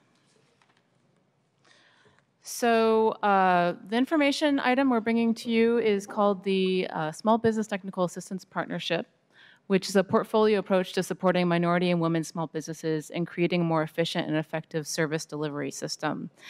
And the way we do this is through technical assistance providers. Right now we have 11 of them, and we also are going through a process with a subcommittee of the Northeast Oversight Committee to choose a North-Northeast navigator for the African American community, so that new provider will come on board in September. As part of that, we do have one contractor that has a contract that exceeds $500,000 because they have 3 scopes of work they'll be working on, and that's a PSU Business Outreach Program. So that's the action item we're bringing to you today. This work is really grounded in 2 pieces of the strategic plan. One is really wealth creation and communities of color, and for other underrepresented individuals, business owners in Portland. But the way we do this is through partners, and that's a really important piece of this work, is that in order for us to do this, we need to be able to support our partners to achieve the outcomes we want to achieve. So we wanted to go ahead and talk about the types of businesses that we support and how that works within the entire system. So when we talk about businesses, there's lots of ways to talk about that, but we look at kind of what the growth path will look like for a business over time. So the first type of business we talk about is a micro enterprise client. And generally we think of those businesses as folks who want to make money to have a salary for themselves and for their families, but they may or may not really have ambitions to grow. A food cart's really a good example of this, or a solopreneur. The other kind of business we talk about is a growing small business, and just for purposes here, we think of this as a business that's local serving. So that could be, but they're looking to grow. So they want to add employees over time. They look maybe adding other locations, but they're kind of bound by the constraints of the local market.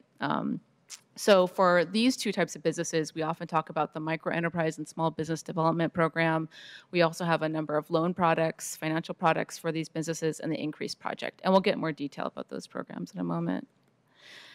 For the next category, we talk about generally consumer product or business-to-business product businesses. These are businesses that we call traded sector, so they're serving a national or international market. So some businesses that might fit in this category would be apparel or food product.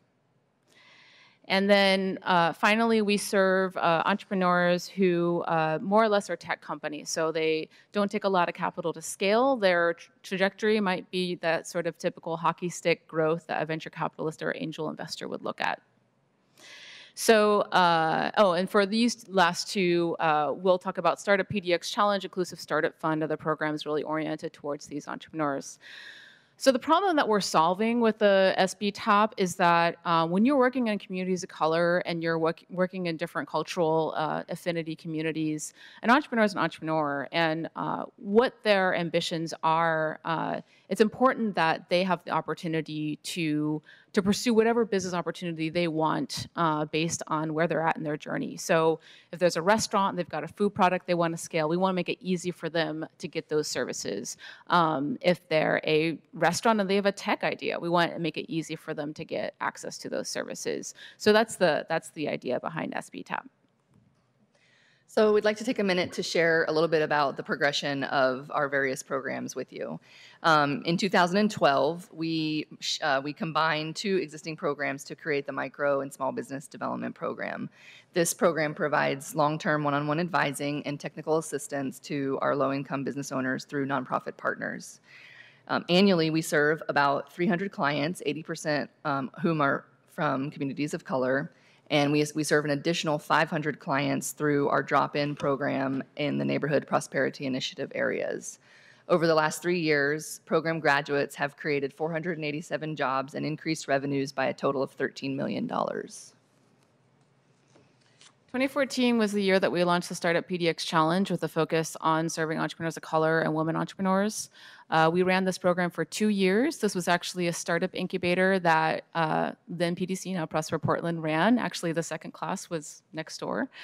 Those were 6 teams in each year. Each year, the teams won an investment. They got free space. They got mentoring, access to professional services, and organizational memberships. And this work paved the way for later work. Also in 2014, as a response to feedback from our partners, we piloted a $100,000 mini micro loan fund, which offers loans from $100 to $2,500 for credit and business building purposes to the clients of the Microenterprise Program. Our partner, Microenterprise Services of Oregon, or MISO, is now operating that fund, and it's now a revolving fund. To date, they've provided more than 50 loans for just over $100,000, and 70% of those funds went to people of color. They have a very low default rate at 0.06%. In 2015, realizing that we had a lot of programs catering towards small business looking for stabilization, we realized we didn't have much for graduates of the Microenterprise Program who were ready to grow to that next level. So we piloted the Increase Project, which is a culturally responsive 7-month cohort program focused on business expansion. And we use a curriculum for that called the Streetwise MBA. Last year, 11 businesses, all led by people of color, participated in that pilot. The list keeps getting longer. So in 2016, Elevate Capital was selected to manage the Inclusive Fund. And the Inclusive Fund is approximately a $3 million pre-seed fund, meaning that startups, these would be traded sector startups, get an investment of between $25,000 to $75,000 in capital. Elevate spoke here earlier this year. And they have invested in about 8 founders to date, I think actually a few more. When they made that small investment, they were able to leverage in the first 6 months an additional $6 million. So it's been a very powerful tool for early money in for underrepresented founders. Also, we piloted another financial product, which is really a line of credit product to get businesses who aren't quite ready to get a traditional line of credit to get them closer to that. So we partner with Microenterprise Services of Oregon and provided funding to secure lines of credit that are provided through Albina Bank so that a business, once they have a record of paying back that line of credit, might be eligible for a more traditional line of credit. Then the money revolves. So again, the list gets, as the list was getting longer, we realized the two of us were operating more or less in separate worlds, and we thought it really was time to sort of bring these worlds together and to manage this portfolio in a different way. Okay, so through the Small Business Technical Assistance Partnership, or SBTAP, we really have 3 main objectives. The first is to improve service delivery. We are coordinating services across all of these existing programs, and they're all designed for minority and women entrepreneurs, always considering them at the center of the model. So it's very entrepreneur focused. The second objective is to lead with outcomes. In alignment with the Prosper Portland's 2015 to 2020 strategic plan, we hope to see 1,000 businesses become strong and stable. This will be tracked through a badge-type system, which we are currently developing with our partners. For example, if a business achieves 3 to 5 stabilization milestones, they would be reported as part of the 1,000 strong. Some of these milestones could include making improvements to their accounting system, paying themselves, increasing sales, or hiring their first employee. We'd also like to see at least 250 businesses hit growth milestones, such as launching a new product, entering a new market, or having the owner take a living wage salary. On top of that, we hope to see 25 businesses scale, hitting the $1 million mark, opening a second location, or doubling sales year over year. And finally, we'd like to see 100 traded sector startups successfully prepare for and launch their product into market. We hope that through redesigning the outcomes, we do a better job about talking about the success of this network, particularly with a focus on wealth creation opportunities for minority-owned businesses. Our third objective with SBTAP is to form an inclusive learning community. As we've mentioned, the work is being delivered directly by all of our partners, the majority of whom are deeply rooted in communities of color.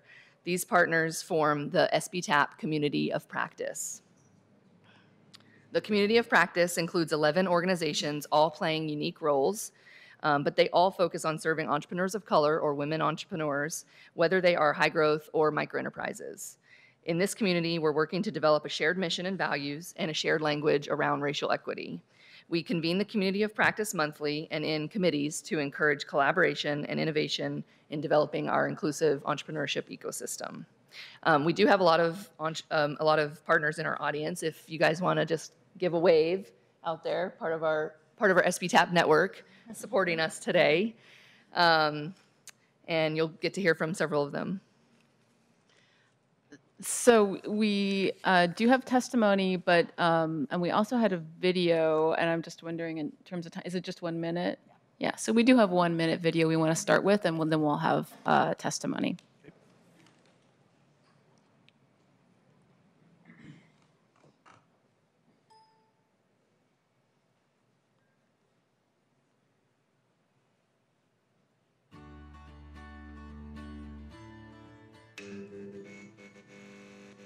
Yo empecé sola este negocio.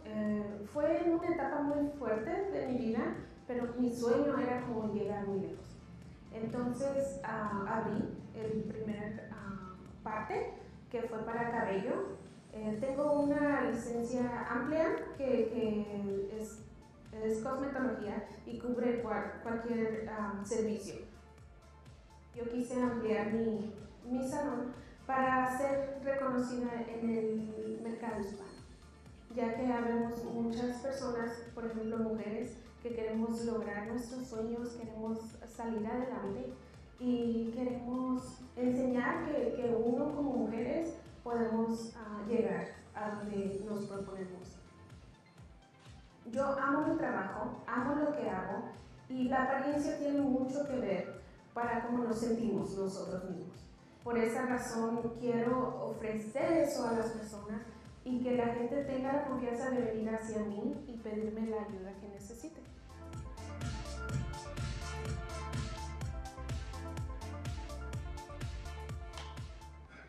Great, thank you. All right, well, we'll go ahead and take some testimony, and then maybe you could come back for questions if you have any. Thank you very much. Great work. So I'm going to go ahead and call up our guests in 2 groups, and I would just ask you if you could please be brief. We're running a little bit late on time, so if you could please keep your comments relatively short, that would be much appreciated. So first we have Genevieve Lamarchal, James Parker, and Diana Nunez. Welcome. Hello.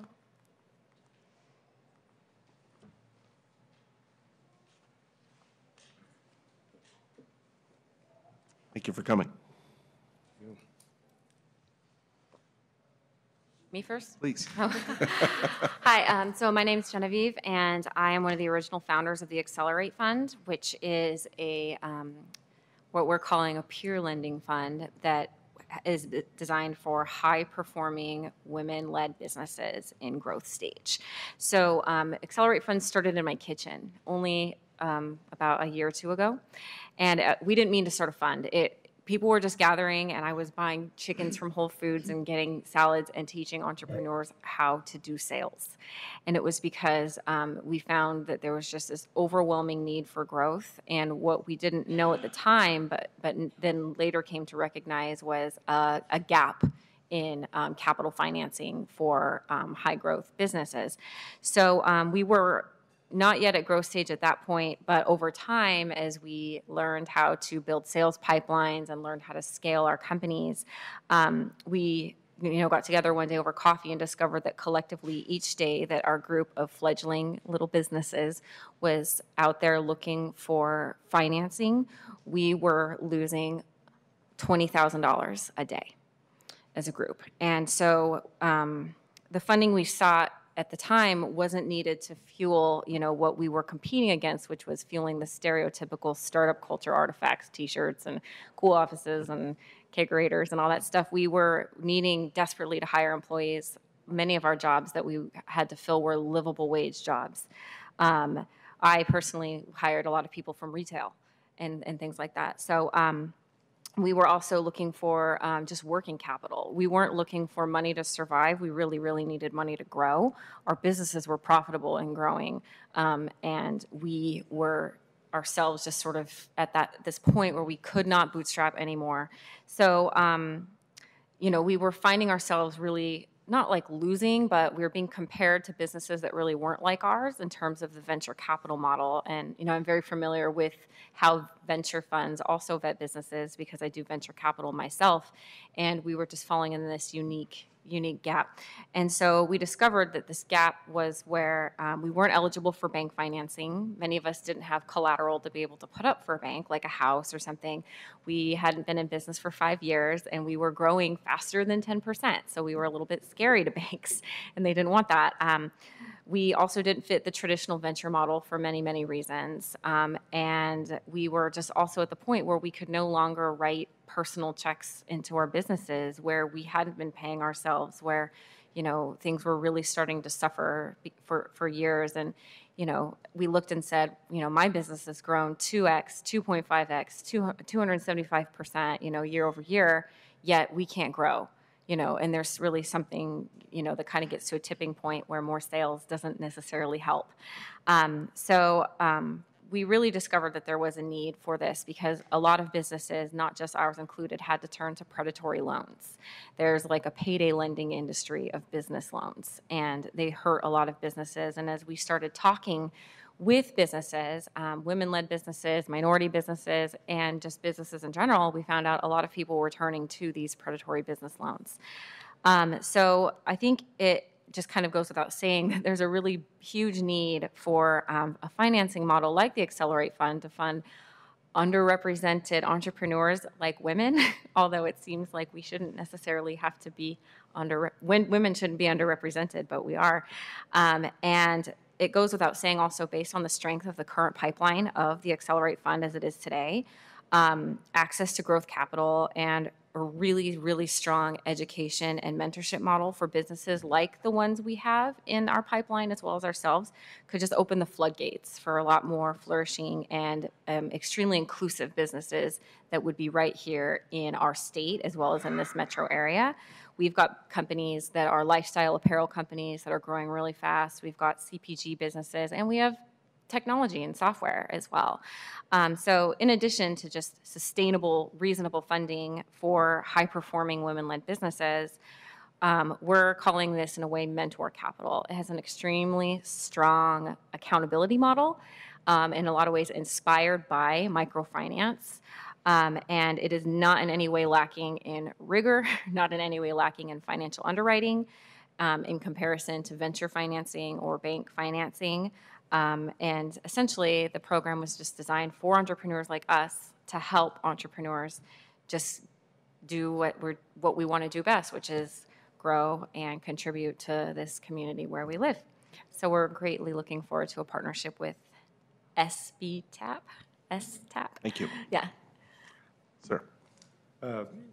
Yes, thank you. Good afternoon, Chair. Good afternoon, Board of Commissioners. Thank you, Prosper Portland, for having us. My name is James Allen Parker. I'm an enrolled citizen of Chippewa Cree out of Montana, and I direct the Oregon Native American Chamber.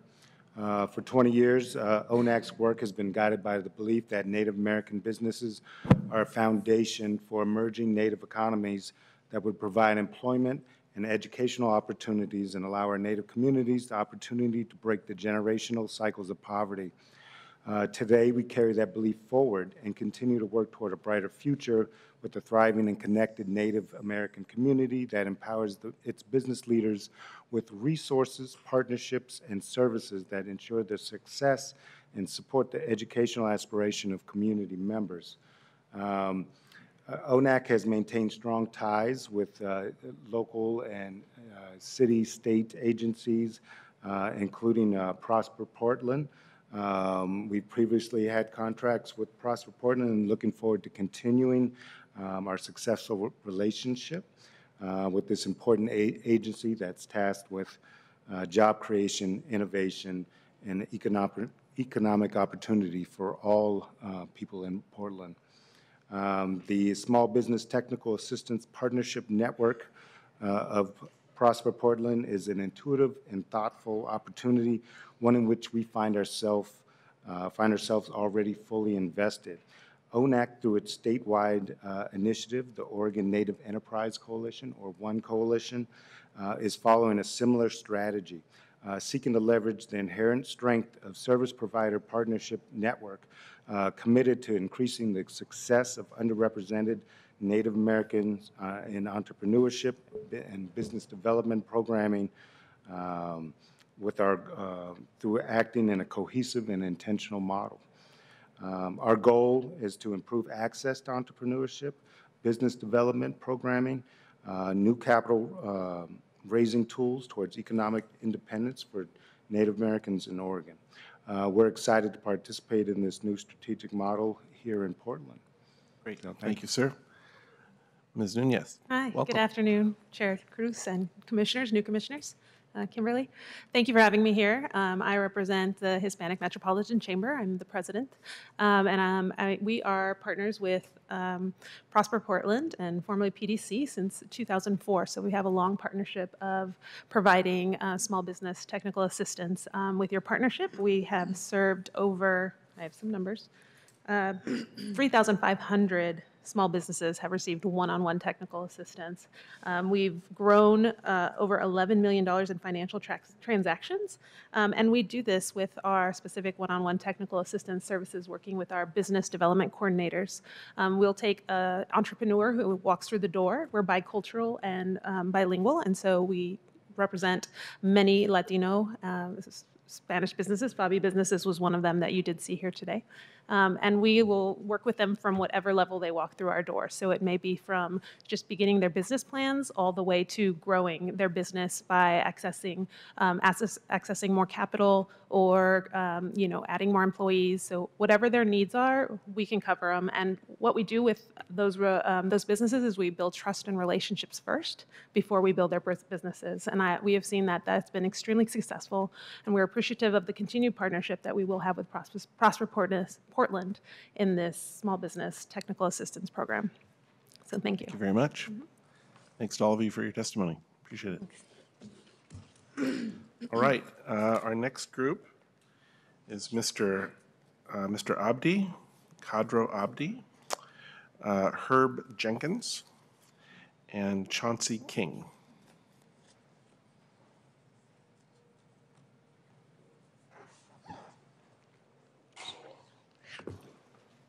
Thanks very much to all of you for being here today.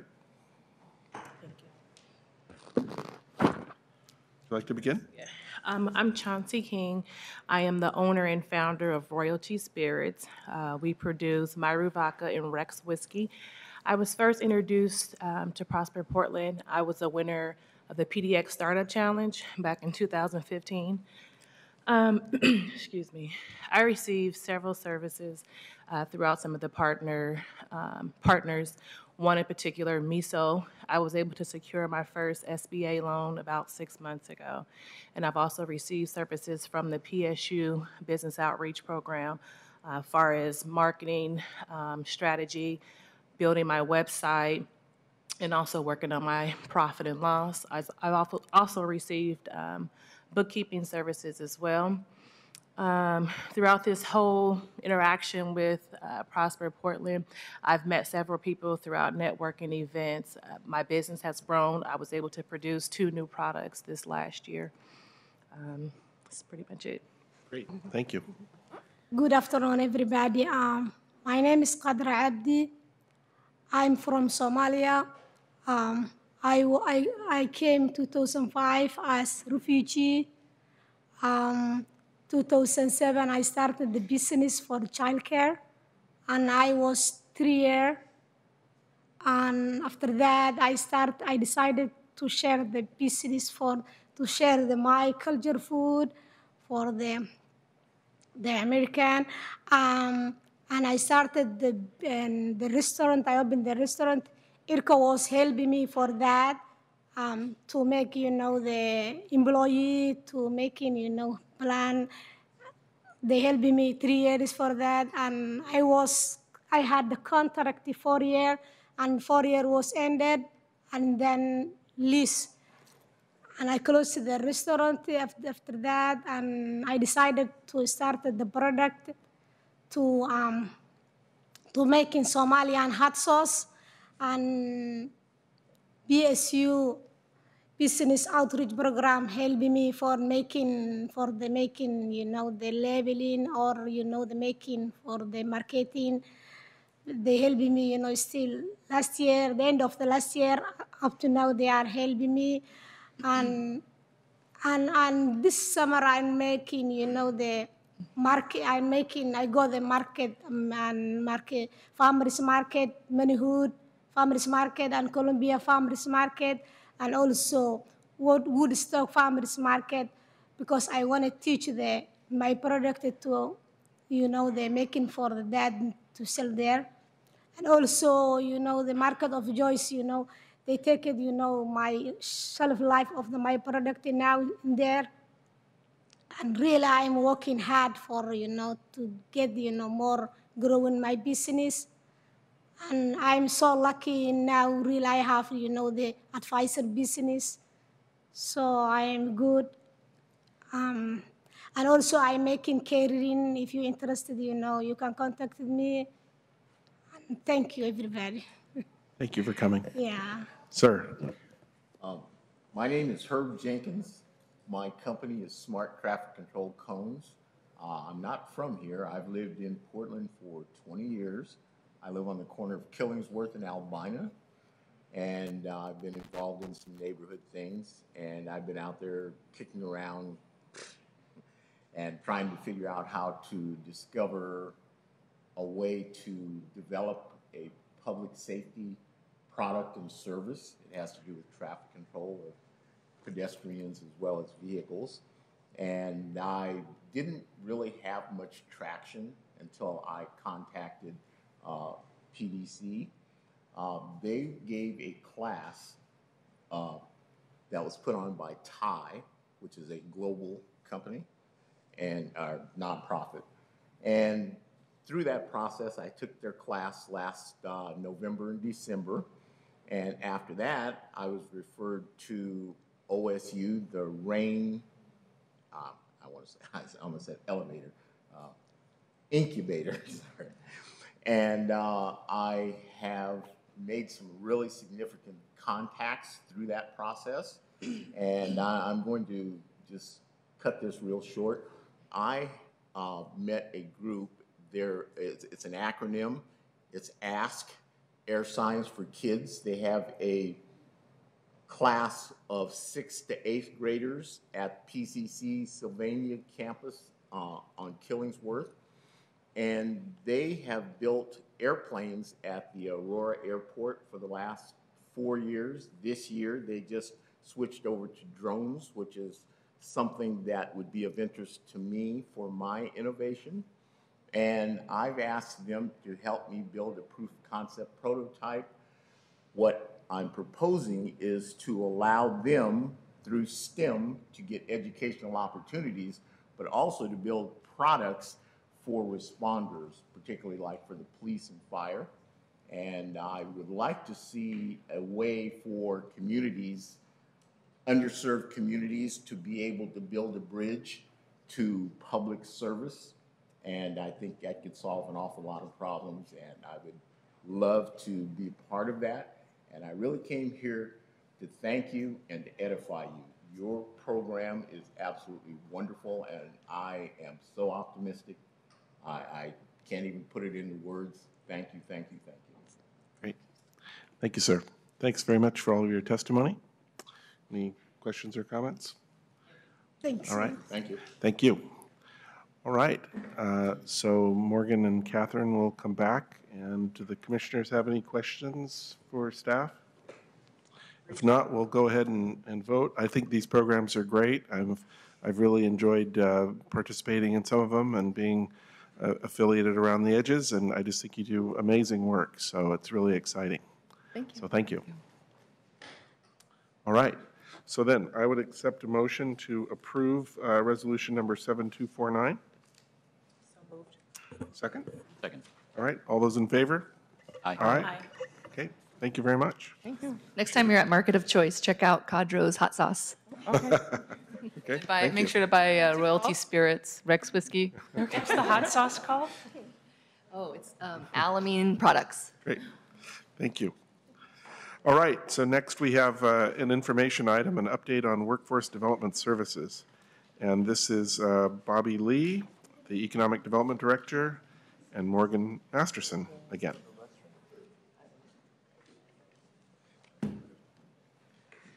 Great. Chair Welcome. Cruz, member of the commission, Executive Director Kimberly Branham. My name is Bobby Lee. I'm the Director of Economic Development. We'll keep our comments really short Great. because we have some participants and they're anxious to kind of move on with their life instead of waiting all day. So All right, we're gonna move fast. we're not a workforce development agency. We're an economic development agency. So when we have funds for economic or for workforce development, we have to work with the real experts, and that's Work Systems, Inc. They do really good work, and they are a federally and state designated workforce development organization. There's a process for these things. And so with very limited dollars, we leverage that with Work Systems, and they allocate additional dollars to this program. And so it's a win-win. And with that in mind, I'm going to turn it over to hopefully Patrick, who I think just went to the restroom. But anyhow, let me turn it over to Stacy, and then why don't you take it from there? Okay, I will. Hello, good afternoon, commissioners. I'm here to share more information about the services that are provided to the community through this partnership that we're explaining. Do I need to advance this? Oh, Can somebody? So Here is it it is. this one? Yeah. Okay, sorry. Here we go, advancing. Why don't we go, oh, sorry. All right. Did you advance? Yeah. Okay, all right. Is it good? Okay, good. Workforce development folks, they're a little slow. Right, We're gonna give it a we're chance. trying not to be Actually, we're slow, slow. right, we're not trying not to be slow. All right, I think you're on. Yeah, Patrick, Oh, why don't I'm you just on? keep Yeah, yours, go ahead. yeah, why don't you just keep it real Sorry. simple to the point because We of were time. at moment's notice for about 45 minutes. So I'm just going to give a very, very fast overview. I'm Patrick Gehring, Chief Program Officer at Work Systems. The program is funded on the workforce side. It's about $2.8 million and serves about 1,100 Portlanders annually. These are all low-income Portlanders. Almost all are 0 to 30% median family income that are served through this program. There's a population focus on homeless, residents of subsidized housing, ex-offenders and immigrants, and communities of color. And this was communicated in the RFP that we worked on jointly with Prosper Portland.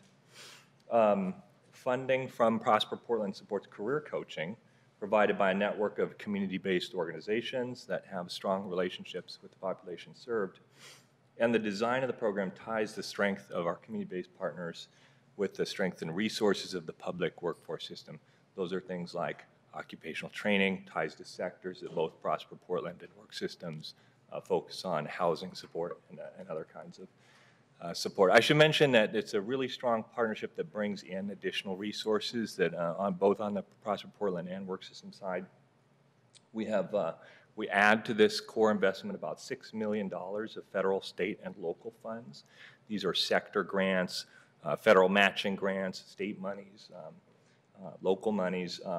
Some of that is about $2.5 million for more career coaching to serve more people in our community.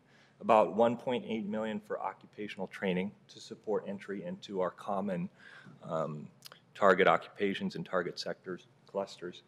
1.1 million for work-based learning like internships. The program focuses on people often who don't have a recent work history or don't have a work history at all, so having internships and on-the-job ways of learning is an important piece of the program. And the program, as I mentioned, serves a lot of homeless and folks that are at risk of imminent eviction. So there's about $500,000, a little over $500,000 we bring in for rent assistance support so that people can participate in the program and be housed at the same time. In total, the program reserves about $8.7 million. That's the broader context around the investment made by Prosper Portland. That was very fast. All right, so I'll try not to repeat anything. I'm Stacy Triplett, Community Program Manager at Work Systems, focusing again on the low-income Portlanders that are receiving opportunity through this program. You see here a network of service providers. They recognize and we recognize Prosper Portland as the funder and core investor in this team's success. It anchors its success that all of these community affirming service providers who provide individualized strength-based career coaching to help Portlanders reach career track employment in multiple industries. So that's what you're looking at when you see this list of service providers. They also are aligning with the sector grants that Patrick just mentioned, federal existing additional resources that are federally secured. And we want to make a point of saying that the applications and the ways that we're able to amplify the money that's coming through this network is really because of this network that focuses on serving barriered populations. That's a competitive part of our grant applications that have been funded. On the horizon, there's more resources that we'll look to bring into this network through matching funds from a Department of Agriculture grant that helps recipients of Oregon Trail benefits or food stamp recipients. So other additional investments or additions to this program include the A Home for Everyone initiative, which has brought additional new providers into this EOP, the Economic Opportunity Program model. That would be El Programa Hispano, Urban League, POIC, and additional capacity for people to be served in the Central City Concern, IRCO, Human Solutions, and Self-Enhancement, Inc., resulting in higher numbers of people who are connected with career track employment.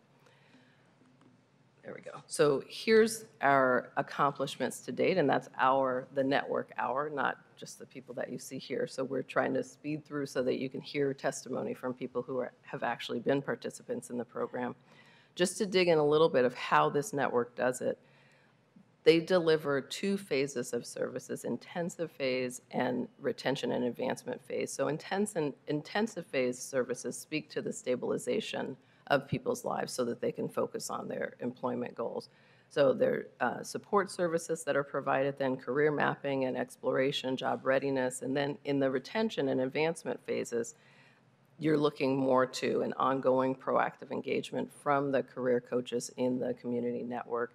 That engagement can be up to around 3 years. It's not a linear process to have somebody stabilize from the situation that they're in to find that supported situation that allows them to move forward with their career goals. And so, as you heard, one of the areas that might be addressed is housing needs with rent assistance, but another one might be reentry, populations in reentry who have mentoring, access to mentoring services or other kinds of barriers. They might be mental health or addiction related barriers. You recognize that these are the providers that are quite good at those services in the community.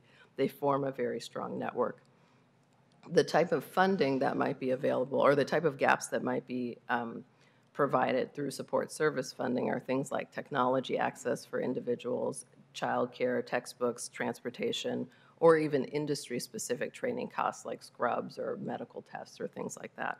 So the role of WorkSource Portland Metro is also key in this, setting aside funds for training for participants in the economic opportunity programs, advising on training providers beyond the Prosper Portland funded industry-specific vocational training that is provided by IRCO and Oregon Tradeswomen and Constructing Hope in those 2 targeted sectors. The WorkSource Portland Metro also provides workshops and funded internships for customers and participants here. So I just want to introduce something that's a little bit new this time, is the Community Workforce Navigator concept that has been piloted last year in the Cully and Northeast 42nd area and in the Jade District and Midway Division, those NPIs or Neighborhood Prosperity Initiative. The Navigator provides localized one-on-one case management for job seekers in those specific neighborhoods and beyond as well, focusing in on helping participants navigate the system of WorkSource or workforce development system and providing warm handoffs and follow-up to other services that people might be receiving. They serve as an active front door for multiple options for the residents of those areas.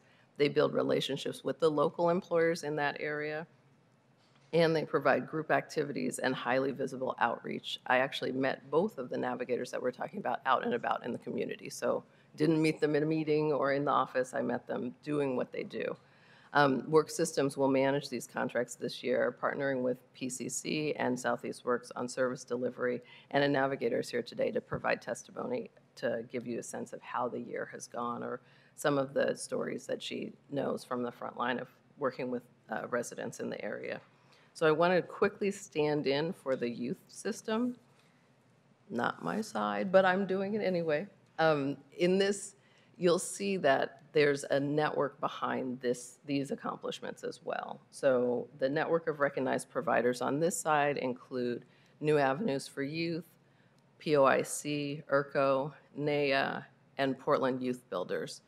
Additionally, this network has this additional accomplishment of having at least, or having over 10% of the participants placed in post-secondary education. So that's part of the youth side, is not only a focus on the targeted, actually I need to advance, not only the targeted areas or targeted sectors, but also in connecting to education. So there is a youth system redesign that we'd like to talk to you a little tiny bit about. That will be for services that start in 2017 and go through 2022. And the goal of that change, or the goal of the redirection, is to prepare this emergent workforce, so youth is recognized as the emergent workforce, for high-wage, high-demand jobs in the region, in the target sectors again. So in advanced manufacturing, in construction and IT, or sorry, in construction, in healthcare, in information technology and software. So the timeline for some of the changes that you see, the slide shows you the goals that the redesign will be accomplishing. So a focus on career pathway preparation, skills training in these high opportunity, high wage sectors. We're specifically in a little bit of a sensitive time right now. The RFP came out in June, and currently the proposers we're in the reading phase. So we have the responses to the RFP in-house, we'll say, and we're currently reading them and expecting an award announcement in the middle of September, with a new system starting up in October. So that's the exciting news for the youth system. I think we ran through that, hopefully not too quickly, but we do want to save the majority of the time for the testimonials from the participants as well as from our partners. Wow, that was quick. All right, with that, Exactly. I think we have some. Well, thank you. We exactly. appreciate your testimony.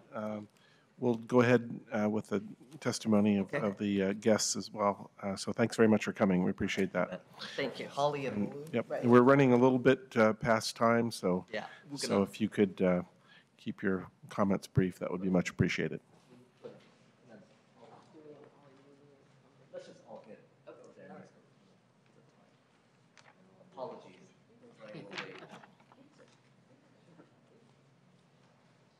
So I apologize. I should be giving some names here. Holly Whittleton and Mulu Tarif was the first group, and I'm sorry if I butchered those names. So, but you beat me to it. Sorry.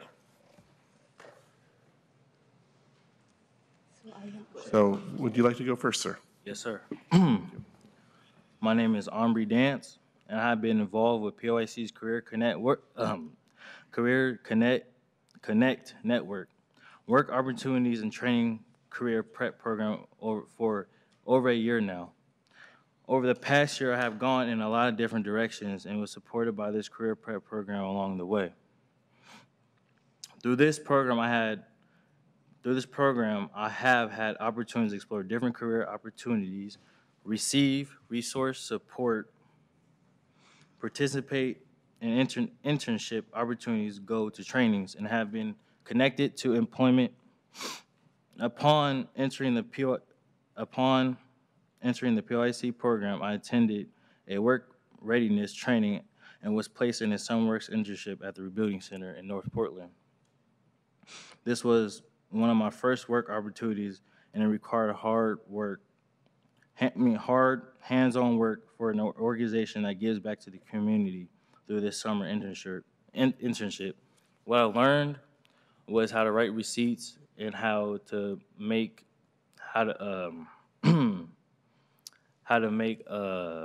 what's it called? I learned how to D-nail and how to make prices for to sell to customers in the miscellaneous. I also enrolled in Portland Community College. I wanted to try and study to become a lawyer one day. I am passionate about wanting to help people and give back to the society. After having a hard time in my classes for 2 quarters and not feeling passionate about school, I found myself in the POIC Transition Center, talking to my career coach. We talked about things that have worked well for me, like hands-on work, and she told me about the Manufacturing Bridge program, we went to we went to the manufacturing bridge orientation to check it out, and I was excited for this new career path. In the manufacturing bridge, we learned manufacturing skills, hands-on, went on field trips to see manufacturing sites like Gunderson, Evans, Evans Fabrication, and received trainings that made us eligible for jobs in manufacturing. I was able to get my OSHA certificate through this bridge program. Upon completing the course, I was connected to a job called Evans Metal Fabrication, which upon completion of this course, I was connected. Upon getting this job, the salary is $15 an hour, which I'm making right now.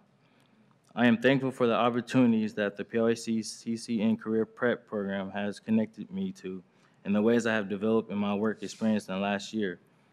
Although I may not be a welder forever, it works well with where I am right now. Hopefully one day I can connect my manufacturing skills to one of my other passions, like giving back to the community. Thank you so much. Please. Good afternoon, everybody. My name is Mulu Tarafa. I am a navigator, workforce navigator. I got the privilege to start this pilot in 2015. I have over 15 years of experience working in the workforce system. So I am very familiar with resources and services available throughout the Portland metro area and the surrounding areas. So when I started this program, the first thing that I did with the help of the neighborhood district managers and directors were knowing where the employers are and what the needs of the employers, and then outreaching the residents, what the needs are, why they're not working, why are they underemployed and unemployed. A lot of them were not knowing where resources are and not having skills to get the jobs, the local jobs. So I visited local restaurants, a lot of them, in the 42nd and Cali neighborhood, and knowing exactly the cultures and the skills and experience they're looking for. That was very helpful to just exactly know. And I was actually on the magnet where they just put, if you need jobs, contact Mulu. So people were really calling me from the bus stop and stuff like that. So I was really marketed very well, and people really were calling me for needing services.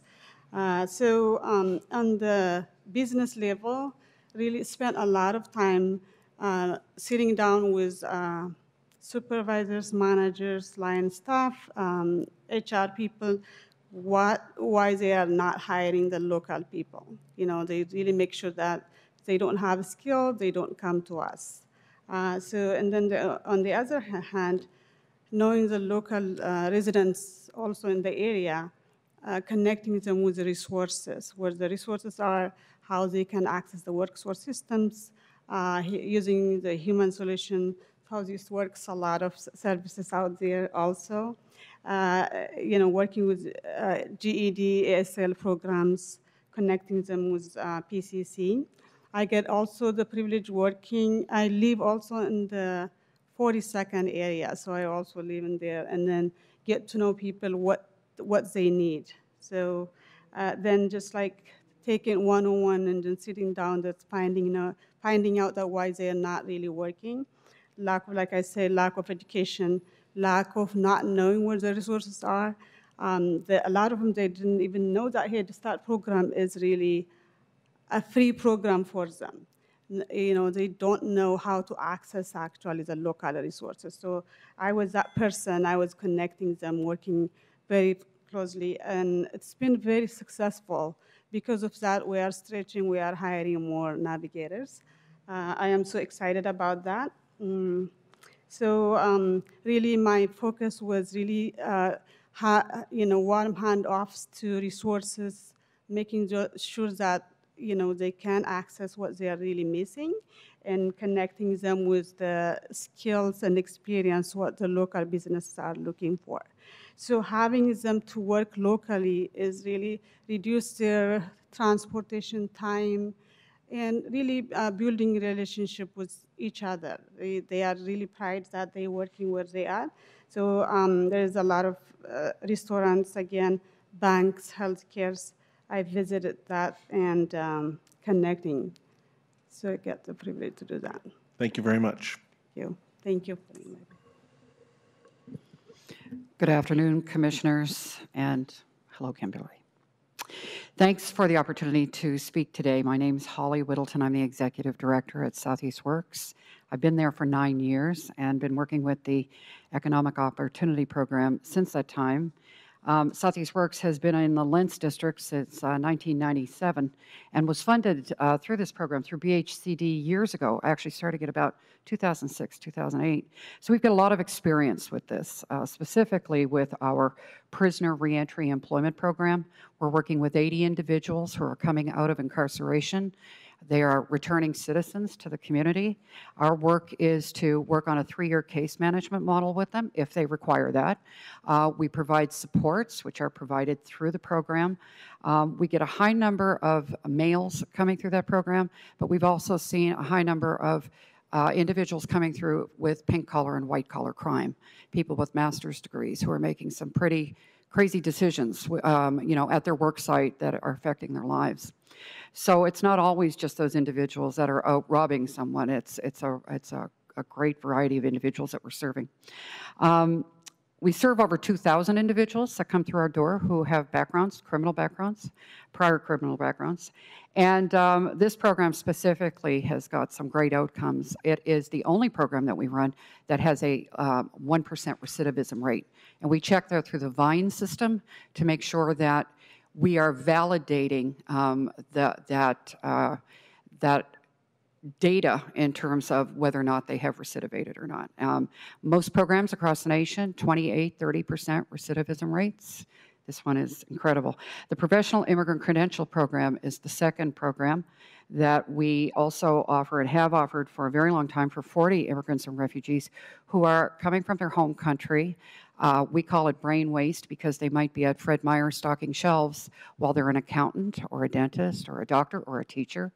Our staff work with customers that come through the door, get them certified here through their credentials, and assist them with securing employment. We have been in the NPI district with these programs since 2013, both in Rosewood and now in Jade Division Midway. We make sure that we have staff on site in those locations to provide those services to the community. Who it really benefits is low-income immigrants and refugees and low-income returning citizens. It really, it helps with that attachment.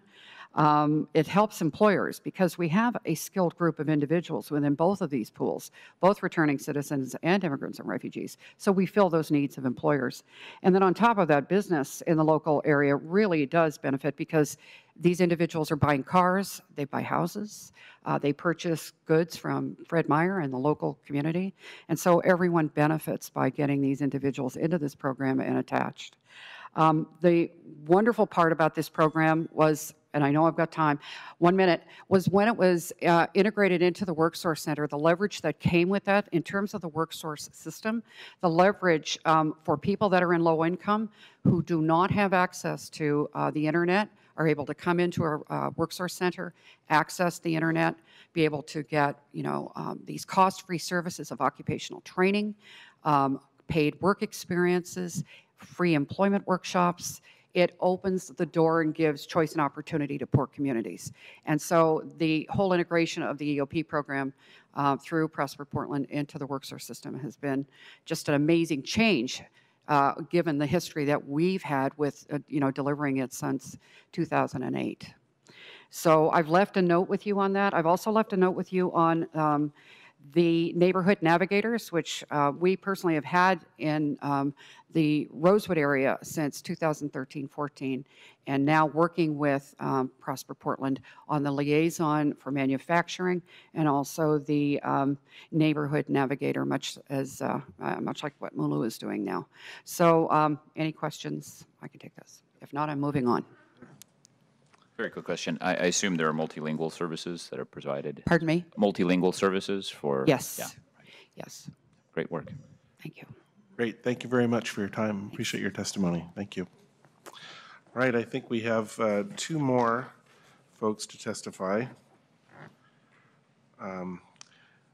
Wesme Pila Beltran, correct? Yes. I apologize if I mispronounced your name. You did it correctly.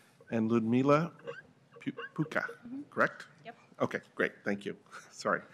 Welcome. Please, whichever of you would like to go first.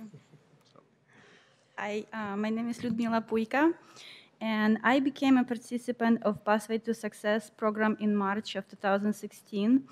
At that time, I was a nursing student at Linfield College, and I was going through hardship in my family, and I couldn't pay my rent and needed to be focused on the school.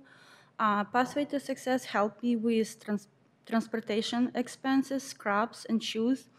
Also, Pathway to Success referred me to a rental assistant, and I'm extremely grateful for the rental assistance since I was not able to pay my rent, and I needed to be focused on my school, on my studies, on my finals, and on my state board exam of nursing. And when I passed my RN state exam, I started working as a full-time RN, and I'm very happy what I'm doing right now. And I'm very thankful for the support that Human Solutions staff provided for me at that time. And I'm happy to feel myself self-sufficient and confident. And please always find a program like this. And thank you for your attention. Thank you very much, and thank you for your brevity as well. Thank you. Thank you. Sure. Good afternoon, ladies and gentlemen. My name is Wesme Pila Beltran. I am originally from Cuba. First of all, I would like to apologize if at some time I kind of personalize the name of one person who's actually the person that has been in the front of the whole program, which is Southeast Works. Coming to United States in 2015 with my wife and two little kids, we were into a situation, a very, very difficult situation where we were kind of homeless without any kind of money. And even though my wife and I had some professional background because we are both teachers, we had no idea that we could ever meet our goals here.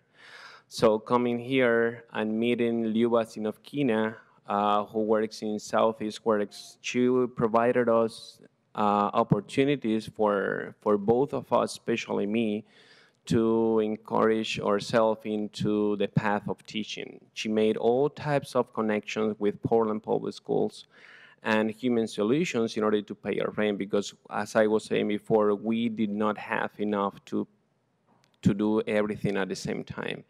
So thanks to this support that she provided us, I could start encouraging into the teaching dual language immersion program at Portland Public School. And in 1 year, I was hired as a middle school teacher, which I am actually working in there right now. So I really feel very grateful, and I will always feel grateful my whole life for all this support because now I can see that even though I have 15 years of teaching experience, I realize that these kids really need me more than ever. And I feel that my love, my heart, my soul is there in every single minute I am within my students in my class. So whatever I try to teach them, and I will always try to teach them, is how grateful I am, and I will always try to make them be better citizens. Great. Thank you very much. you. Thanks for your testimony today. Thank you. All right, so I think we'll just move right along because we're way past due. And to be completely honest, I'm going to lose my car in 10 minutes if we don't get through this. So, so we need to go. So let's go to the next agenda item. We don't have to vote on the last one. That was for informational purposes only. I think I'd like to just curtail the presentation. I think all of us have read the materials. I hope we all have. Yeah.